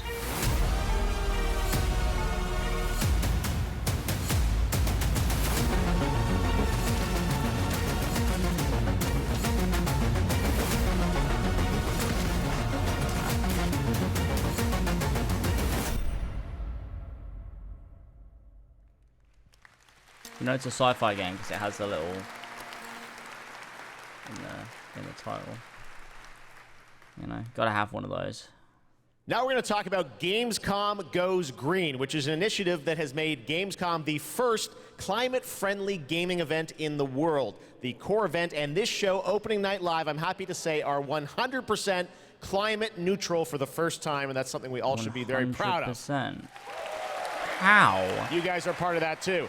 Now, as part of this initiative, Gamescom, along with the United Nations Environmental Program Initiative Playing for the Planet, are going to give out the first ever Gamescom Goes Green Award to the best sustainability concept from an exhibitor here at Gamescom. And the nominees are Microsoft Xbox, Yuki, and the Indie Arena booth. And to find out the winner, let's turn it over to Melly. Thank you, Jeff. And yes, the winner of this year's Gamescom Goes Green Award is Yuki. And here to accept the award is Dr. Joe Twist, CEO of Yuki. Congratulations. Thank you so much. Thank you, Gamescom, for this wonderful award. It's brilliant to be recognized. Thank you to the Yuki team who works so hard every day to be greener. And thank you to the UN's Playing for the Planet Alliance for inspiring us to change. You know, it's what so the fuck fantastic is this to woke see fucking these bullocks amazing in game my worlds that fucking we're gonna play games? in over the next year. Fucking sick But you know, we only have fucking the one climate change ain't planet even real. to live on. And Not we for only long. have one Not for lifetime fucking long. to make a change and to protect that planet so that we can continue to play We're going our to games. Mars. So everybody, whether you're a player or a business, can make one small change starting tomorrow, and together we can play more games together and save the planet. Thank you very much. Thank you, Joe, and congratulations once again to Yuki. And remember, it is not only the organizers or exhibitors that can go green. All of you can also make a change by donating Mario, to the you missed Gamescom nothing. Forest. So plant your Gamescom tree today. Jeff, back to you. Awesome. Thank you very much, Melly. Congratulations to Yuki. Now it's time to announce a brand new game from a new studio of industry veterans working on an ambitious new RPG. Here's the first tease. RPG. Please be good. Please be good.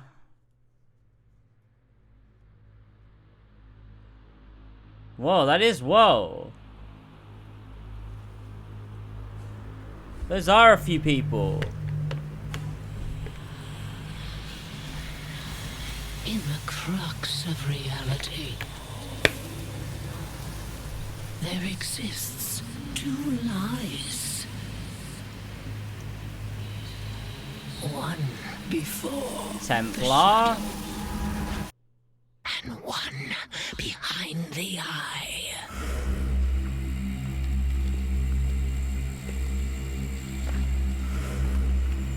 Interesting.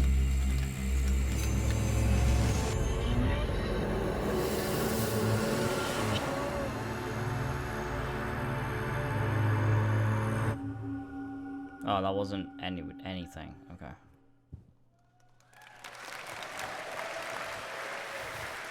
Lots of news here at Gamescom. All right, let's talk about Xbox and Age of Empires 4 that continues to expand.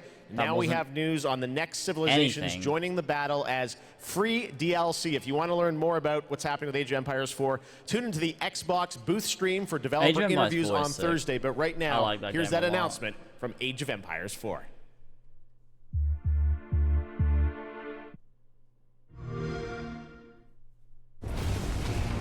There's more than one way to win a battle, and every empire must find their own path to victory.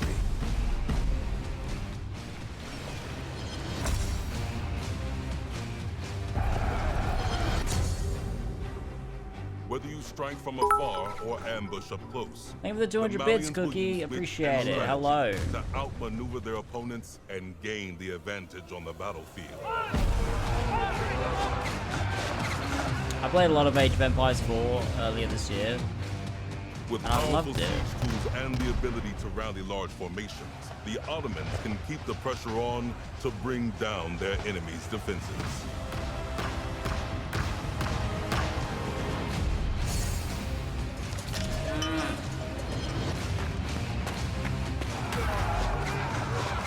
When the drums of war beat, how will you emerge victorious? History is in the making, and your place in it has just begun. That's quite cool. I still think the best RTS I've played in recent memory is Crusader Kings 3, definitely. Does it even count as an RTS? I don't know if it's even really the same thing. Time to head to Gotham. You guys excited for Gotham Knights? Oh, they should have not not cheered again. You don't have to wait long. Again. It is coming this October, and Batgirl, Nightwing, Robin, and Red Hood are going to take over in Gotham Knights. You're probably wondering about the story. Who are the villains? Well, we've got a lot to share in this brand new trailer, and also some exciting news. The release date is going to be a little earlier than you expected. Check this out. As long as we get to see Batgirl in this trailer, then I'm happy. Jim Gordon never gave up on anything. Jim Gordon's dead too? That's why they killed Gotham all the City good is still characters. Here. It's why I'm still here. And I've known for a while now that someday, like him, I'd have to work with you. Who the fuck is that? I've seen plenty of criminals in my career, but big. Nothing could have prepared me for this.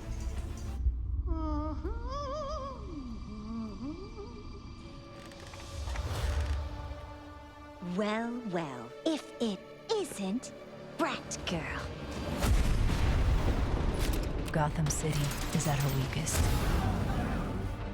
There's blood in the water. Why does anyone live in the city, dude? Just move somewhere else. Anywhere else. They're making their move. Play nice. But we aren't going to give up. A storm has risen over Gotham. Nothing can stop it.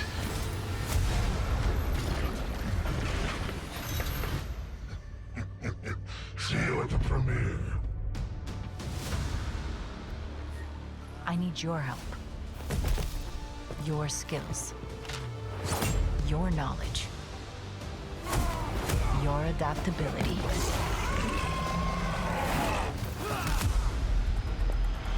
You got my back? Oh, boys! This biopic is based on a true story. My story. Soon, the world will feel the cold as I do. I got one last little surprise for you.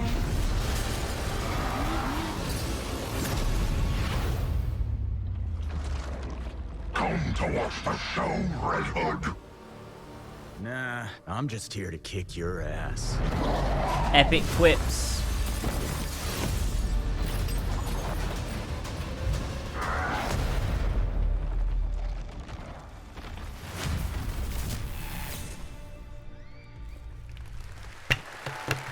Yeah, all right.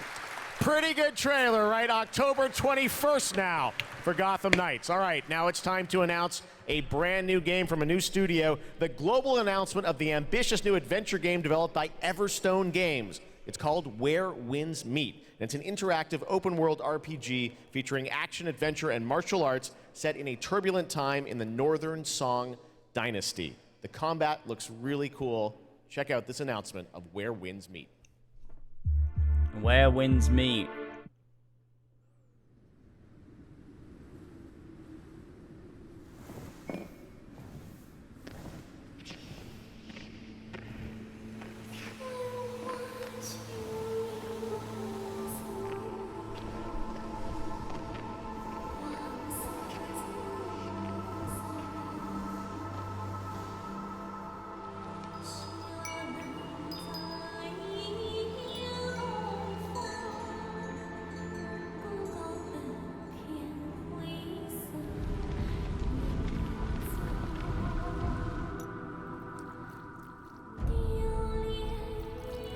I think game studios in general should be stopped. So far I'm intrigued by this though, like it's not done anything wrong. Like it just looks nice, it's got tone established nicely. But what is it though? Fighty game they said?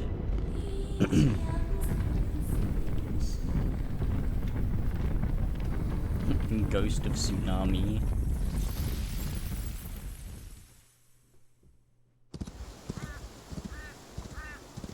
Why is it literally Ghost? Oh.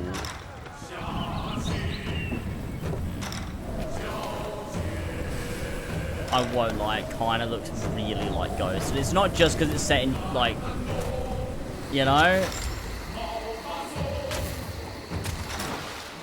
What the hell? It looks laggy though. Why is it lagging?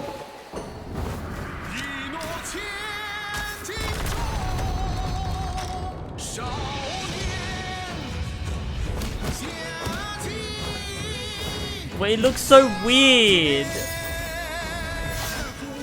It's like really pretty, but like it looks weird. You know what I mean?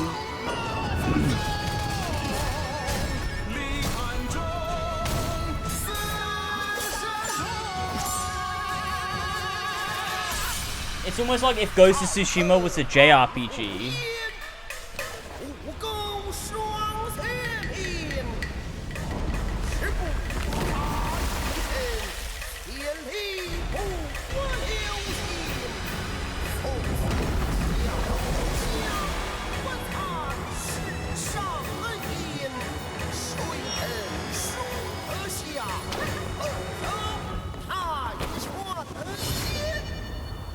I mean, like, it looked fine.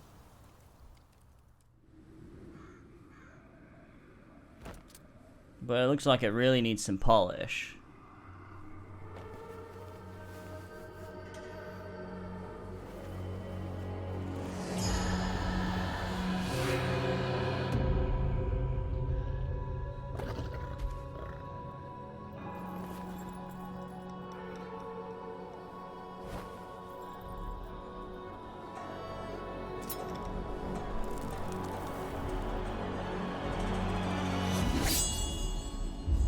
Ooh.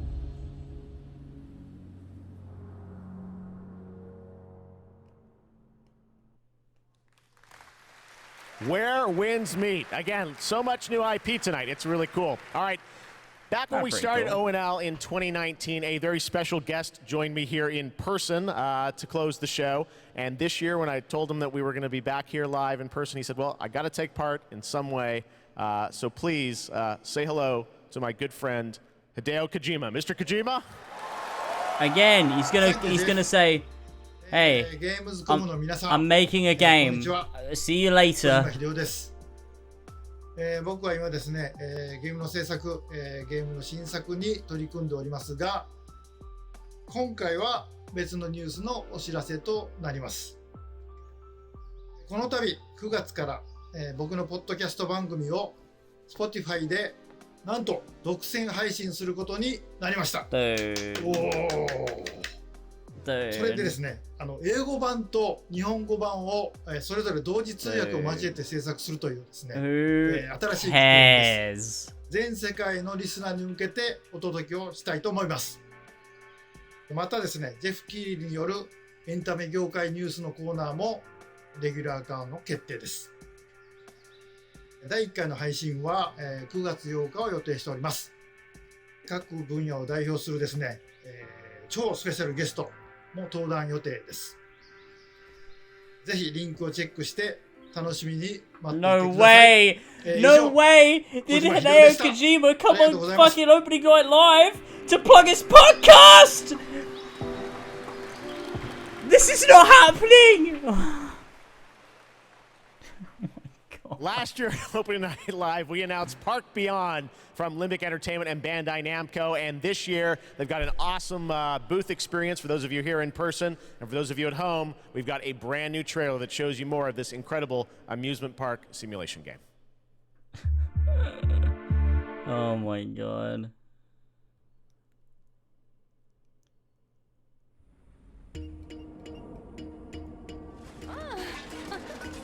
Here is a little something to inspire you. Oh, I remember Be this. Creative. I hate the art style.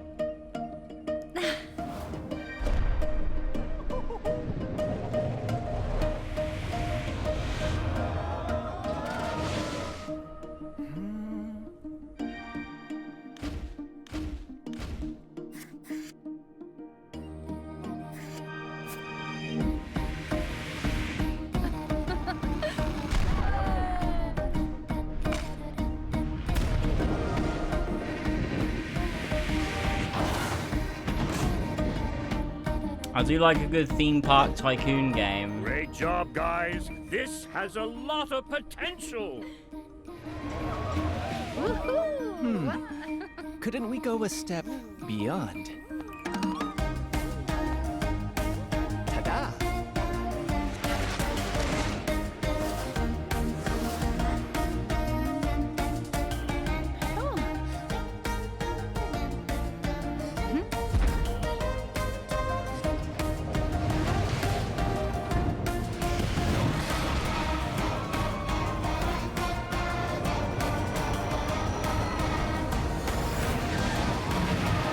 What about you? Will you go beyond your imagination? Park Beyond, coming soon.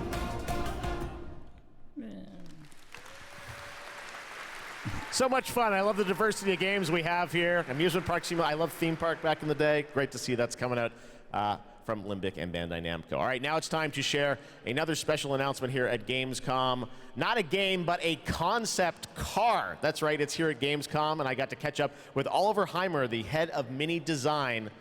Let's check it out. All right, I'm over here at the Mini booth with Oliver. This is the Mini Concept Aceman reveal. This looks so cool. I'm glad you like it. Well, let's take a look and learn more in this trailer.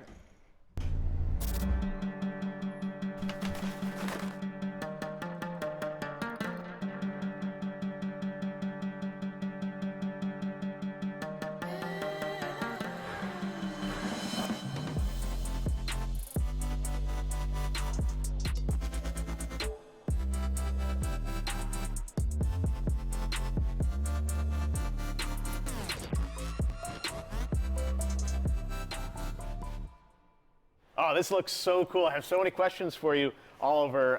First of all, I want to ask you about this partnership, a car with gaming features and Pokemon. How did this come together? Yeah, first of all, let's talk about Gamescom. You know, Gamescom is one of the core events of fandom pop culture. And as we ourselves are a part of that pop culture, we don't want to miss out such a great event.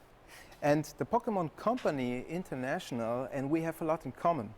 We're both iconic brands. And Mini is more than a car. It's a character. You partner to explore I don't the know world. why I And keep the world of watching Pokemon shows that Jeff is Keighley full of hosts. unique characters with special powers. I don't think he's ever done a So good we one. share a The Game love for Awards. The Game distinctive Awards is usually design good. and strong values. I'm going to ask you your favorite Pokemon in a minute, but first, I want to ask about the gaming features. We saw a little bit in the trailer. Tell us, break it down. Why does this appeal to gamers? So, first of all, it's all about Gamers the can't Aceman afford gaming cars, features. man. It's designed to be playful. They just as play the brand is. games. The Pokemon mode welcomes you inside of the car, and What then is you can this? connect your gaming console to your Mini. Imagine you meet a girl, you take it, you give her a drive home in your car, and you in your Pokemon car. The Aceman is fully electric, just like What is this Pikachu shit? is an electric type. So they're a perfect match. Is there an overarching motto to this partnership? So indeed, there it is. We asked ourselves the question, what is if a car could connect it with your gaming console, just like it does with your What is if a car could connect it So with we your are gaming promoting a console? Right. playful Sounds like a mindset, YouTube comment. Just like our brand in Pokemon. That's mean So to our insult someone for not Gamescom being able to speak claim English is properly. play on. I'm just angry. Never stop playing. Well, speaking of never stop playing, will we see you next year at Gamescom as well? Yeah, we plan to stay in the game and play on for sure, like we always have from the get-go. Yeah, get it for your first So car, mate. Go on. Stay tuned. Awesome. All right, Oliver, thank you so much, and we've got much more O&L still to come. Please. No more.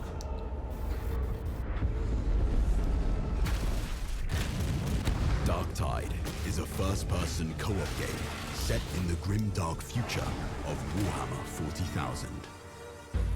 Welcome to Tertium, a sprawling hive city on the brink of destruction.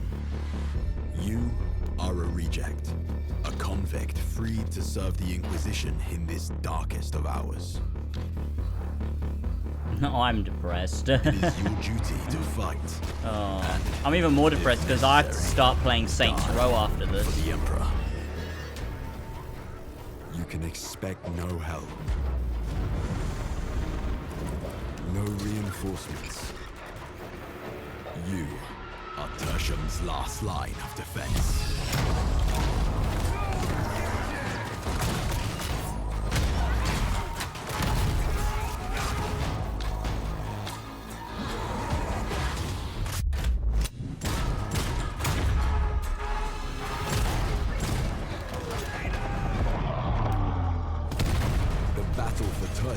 I'm not gonna stream Saints Row, no. I'm just gonna play it and make a video on it.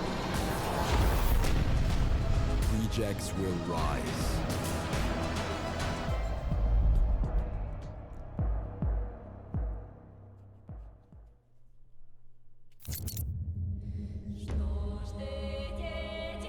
Once upon a time, there were two twin sisters, Zora and Yaga. You got it all wrong. Once upon a time, there was a freak with no face. Stop it! You can't hide from Baba, princess. How much longer you want to be a nobody? I just need to find the Red Oak. What you really want to find is the hut.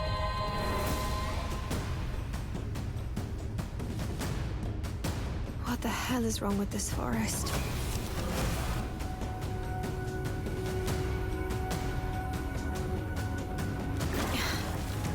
Not bad. Oh my god, this looks so shit.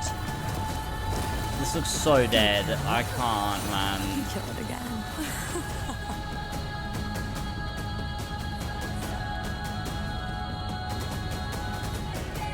If anything bad happens, always head straight to the Red Oak. Oh my gosh.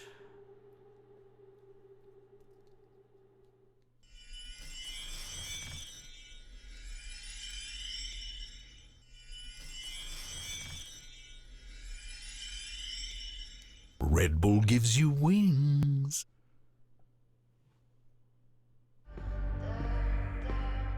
More adverts. Let it end.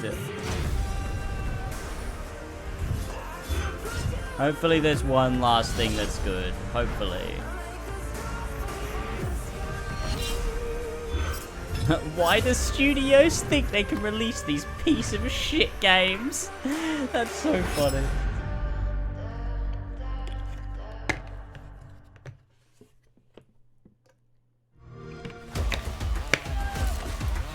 It's like Call of Duty.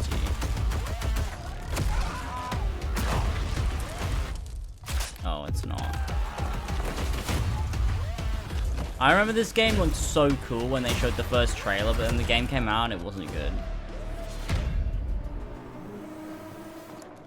Babylon.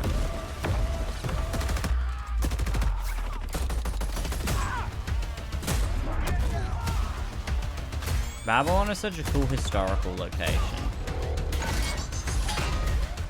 Not to set your modern military shooter there, but like, you know, just in general.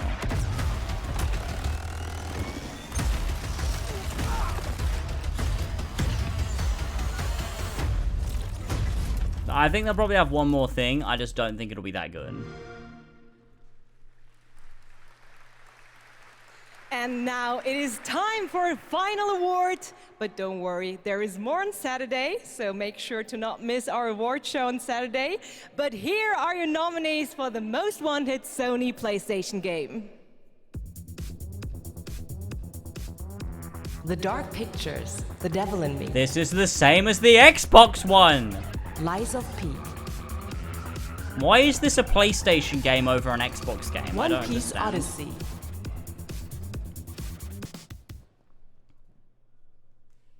And the winner is Lies of P. Here to accept the award is Ji-won Choi, Project Director at NeoWiz. The stage is yours. Oh, thank you. First of all, I'm very proud of my team members. And we always do our best to live up to our team's name enough. And finally, do you know BTS? Like BTS in Korean pop, will be enough in the Korean gaming industry. Thank you. 감사합니다. Thank you. Congratulations once again to Liza P. Thank you so much. And yes, that's it from me for tonight. But before I say goodbye, I want to bring your attention to a more serious matter. The past 5 months of war have been devastating for the Ukrainian families, and UNICEF and partners on the ground are supporting those in need. And of course, funds are needed. So please consider donating at unicef.org if it's possible. And yes, we have to take care of each other. I'll do it just for you. Gamescom also supports the development of Antura, the language learning game for Ukrainian children. Antura is based on an app which was made for Syrian war refugees to learn the local language. And I mean, in times like this, it is more important than ever to take care of each other. And I hope you keep that in mind, not only for Gamescom this week, but way after. Thank you so much. That's it from me, and have a wonderful Gamescom. Jeff, back to you. Thank you, Melly. Great to have you with us. We got a few more games to go. Now, one of the great things about Gamescom is we love to profile games made in Germany, and this next game was made by 4 students in Berlin. It was a big success on Steam, and now it's coming to a new platform, and we've got the announcement right now. Among Us.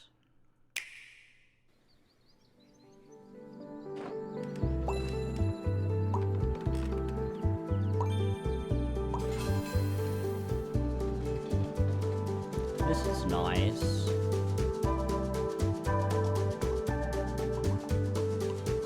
Reminds me of Townscaper.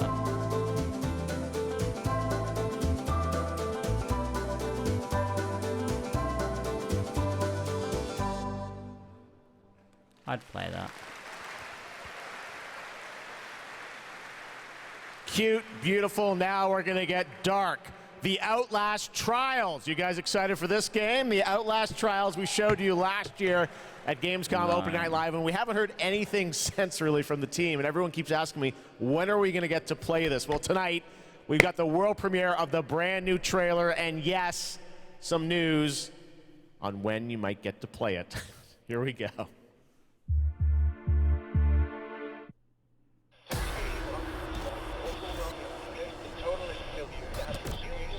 We're getting dark.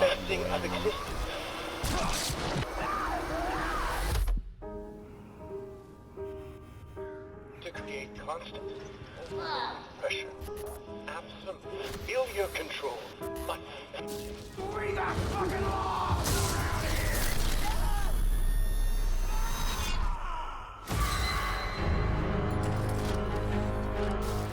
around here. An assault upon identity.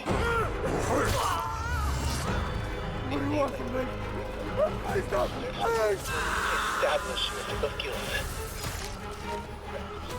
Look at that pretty face.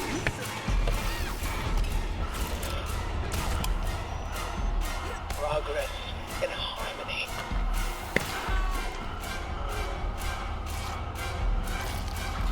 Self-betrayal. A subjugation of perception. Guard. Chemical encouragement. Doctrine over person. This is for your own good. The final confession. Elaborate and inclusive, rather than terse, for an even greater emphasis upon the experience Black Ops. of personal rebirth. Chef went out.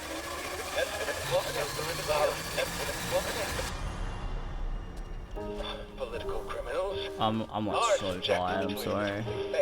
I have no reaction. Of existence by the promise of execution.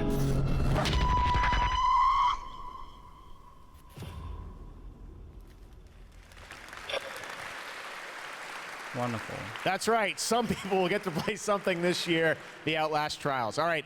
Next up, we've got a tease of the first release from Embark Studios, which a lot of the veterans that worked on the Battlefield franchise in Stockholm, Sweden. They've got a shooter wrapped in a game show format where destruction is going to play a key role. What we've got here is a short tease with some actual gameplay in it. The full reveal is coming later in September. You can sign up starting now to get in to start play tests of this. Check out the finals.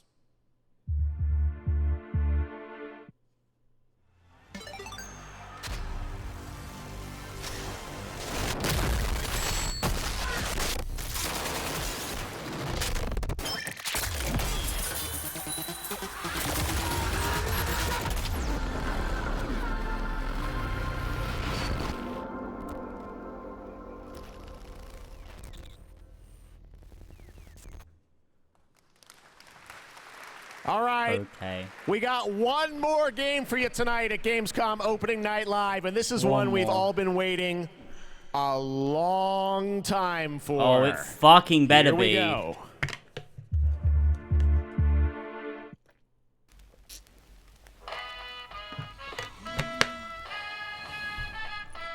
Oh.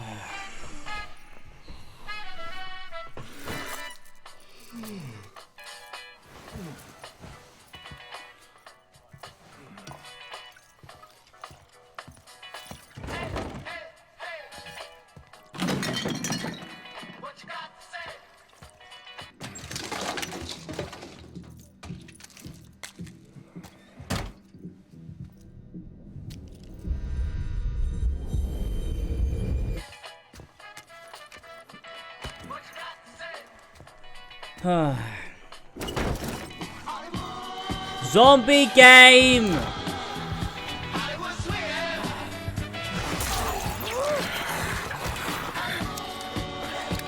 Where's the CGI trailer?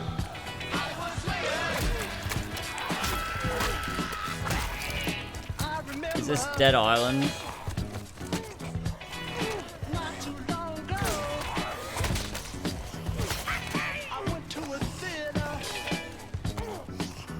But it's CGI, so like, who cares?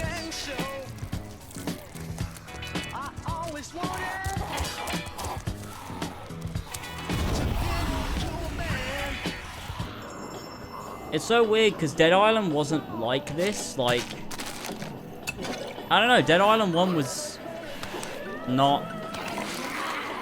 I don't know.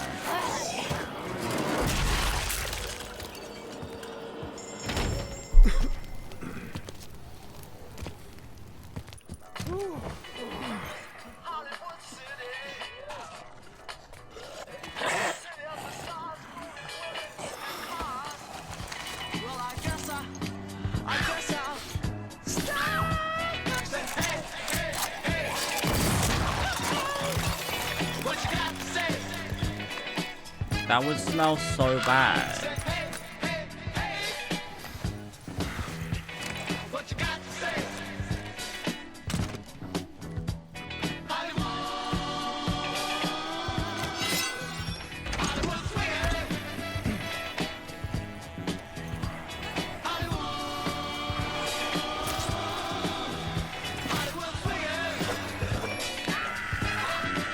Epic crazy zombie game. I just don't care, dude.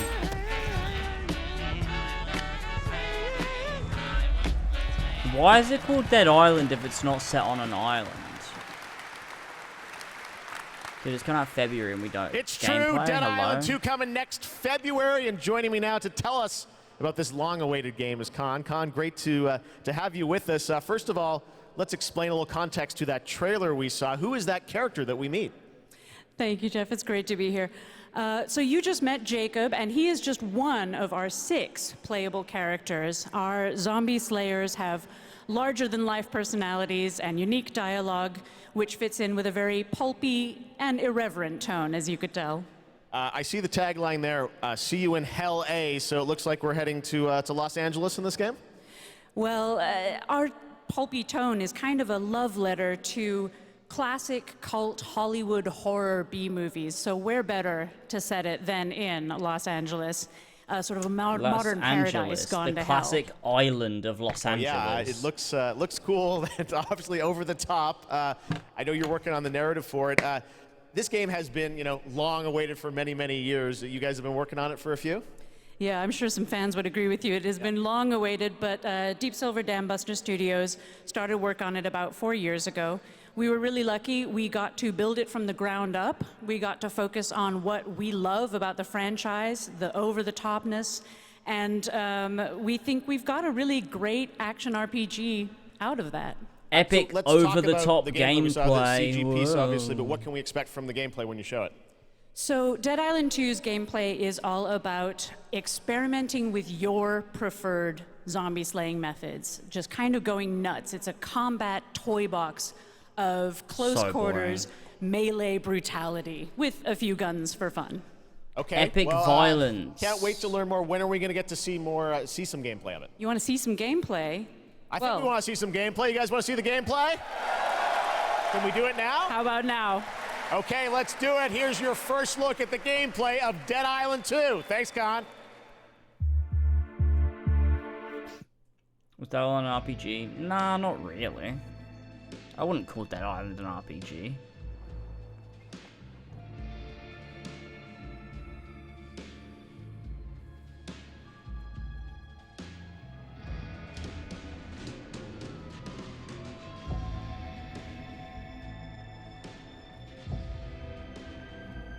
See, the thing is, I liked Dead Island when it came out. I really liked it. But I could not play it today. My tastes have just completely changed. Like... This way for the happy ending. Jimmy?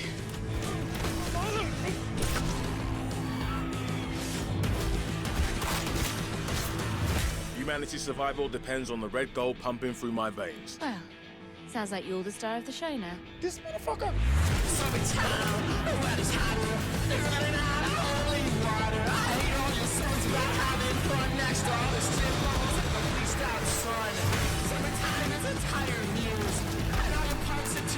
Oh, shit. Boom! Gods and whiskey. I will not have this devil in my house!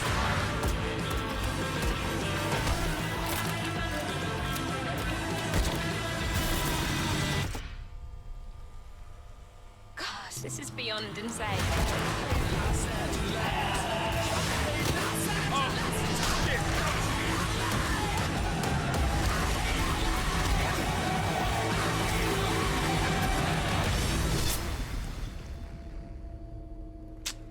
Yeah, not for me. I just don't like games anymore, guys. That's and believe what it or not, there is an uncut version of that trailer you can watch online if you want to see even more. All right, well, that's Dead Island 2. Coming in February, and that is going to wrap up all the reveals for Gamescom Opening Night Live 2022. It's been a fun show, but before we go, I just want to say I hope everyone has a great Gamescom. There's lots of live streams for the next couple of days, lots of things for you guys to go and play and check out here on the show floor. And as for me and the team, well, we're going to go back to Los Angeles and get ready for the Game Awards 2022, which I'm excited to announce will be live on Thursday, December the 8th. 2022 from the Microsoft Theater in Los Angeles. We've got lots of great stuff we're working on for that. But until then, hope you guys have a great Gamescom. Thanks so much for being a part of Opening Night Live. We'll see you soon.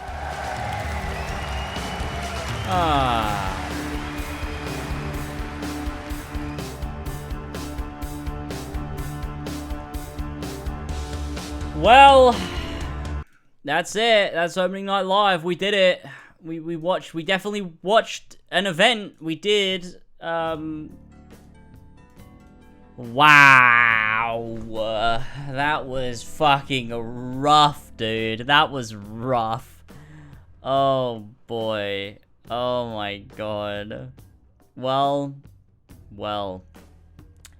I guess, I mean, what other events are this year? I mean, there'll be the Game Awards. I don't know if they do anything for Tokyo Game Show. There is that AC event. I'll stream it. Why not? We can fucking rip it to shreds. It'll be great. But yeah, that was wow. That was really, really wow.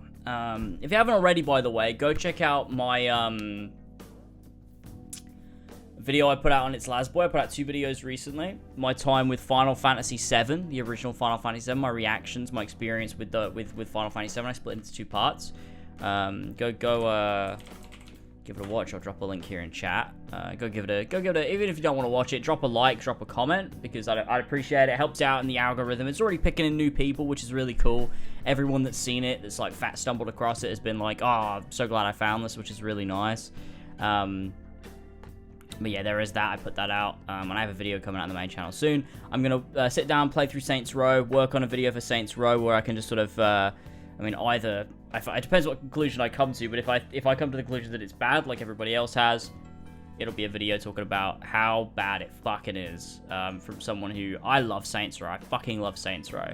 So if this game is bad, I'm going to be upset. I'm going to be very upset. And Advent Children, yes, I'm going to hopefully watch it soon. I was going to watch it. I should have done it yesterday. I was going to do it yesterday, and I should have done, because now I'm getting sick, and I don't really want to record it while I'm sick, but we'll see. If I can, if my voice doesn't sound bad and I feel alright, I will maybe do it. I could maybe even record it tonight before I get more sick. And get that out eventually soon, so I can wrap up Subnautica Below Zero on stream, get working on that video, and then I can start streaming Dirge of Cerberus once I've got out the Advent Children video, and I work around the copyright and stuff. But yeah, those are the plans. But I'm looking forward to working on the Saints Row video. My idea for the video title is, if I think it's bad, which I think it will be, like I think the game is the antithesis of Saints Row, I feel like I'm going to call it something like Saints Row Hates Saints Row. Like, that's kind of a good title, right? I don't know. I feel like it's a good title. I feel like that get clicks. The thumbnail would be like the old logo and the new logo. And it'd be, yeah, I don't know. That's what I'm thinking of. But, that's, you know, those are my plans. That's what's coming up. Hopefully I'll be streaming. I don't know. It depends how well I feel. I don't know how, like, because this is the start of the cold. It's just going to get worse. I'm going to feel like shit. So I might just not stream this week. It depends how I am. If I want to stream, maybe I will. I don't know.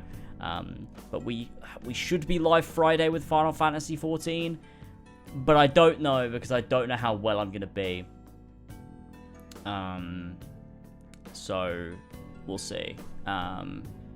And then, yeah, like I said, I want to wrap up Below Zero. I want to start Dirge of Cerberus. I want to react to Advent Children. I want to get that up on It's Last Boy, because people have been really enjoying the 7 video, which is really nice. It's, you know, it's not hit the algorithm in a big way, but it's hit the algorithm in a small way where it is bringing in new people. People are like, oh my god, I'm so glad this was recommended to me. And it feels nice that people are like vibing with it. Obviously, there's some people that are upset that I like the remake because they're like Final Fantasy VII purists, which is fine. But overall, people are really vibing, so that's cool. Anyway, I better dip because I feel like shit. So I'm going to install Saints Row and then get to playing it and work on a video. And hopefully it'll be a really good video where I can just, you know, it's been a while since I've been able to like rip a game to shreds, so that should be fun. But yeah, that was the event. It was really shit. They usually are. But I'll see you all, you know, if not for a future stream, then at the next event we do. Which I might consider doing on YouTube, because Twitch have now changed their rules. So they've actually rolled out for all partners now. If you are a partner, you can now stream on other platforms. Not at the same time, but separately.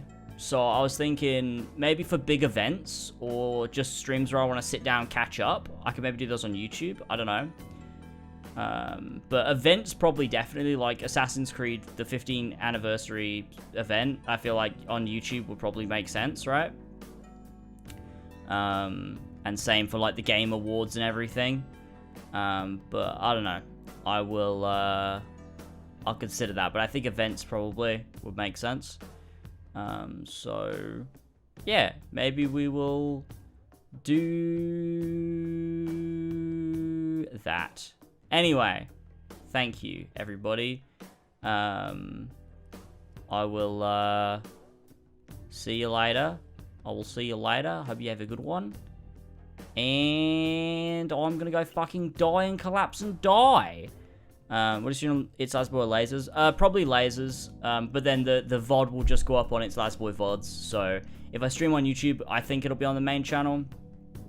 But then as soon as the event is finished, I'll private it and I will repost it onto my VODs channel, just the same as I would do for Twitch.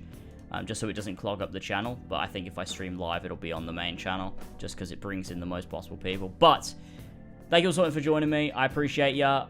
Hopefully I'll be live on Friday with Final Fantasy XIV. If not, I'll let you know on Twitter. But I got videos coming out, bits and bobs here and there. Go check out my Final Fantasy VII video if you want. I'd appreciate it. And I will see you all later on. Catch you later, everybody. Thanks for stopping by. Bye-bye. We'll use this screen. I need to make a new one. Alright. See you later, everybody. Bye-bye.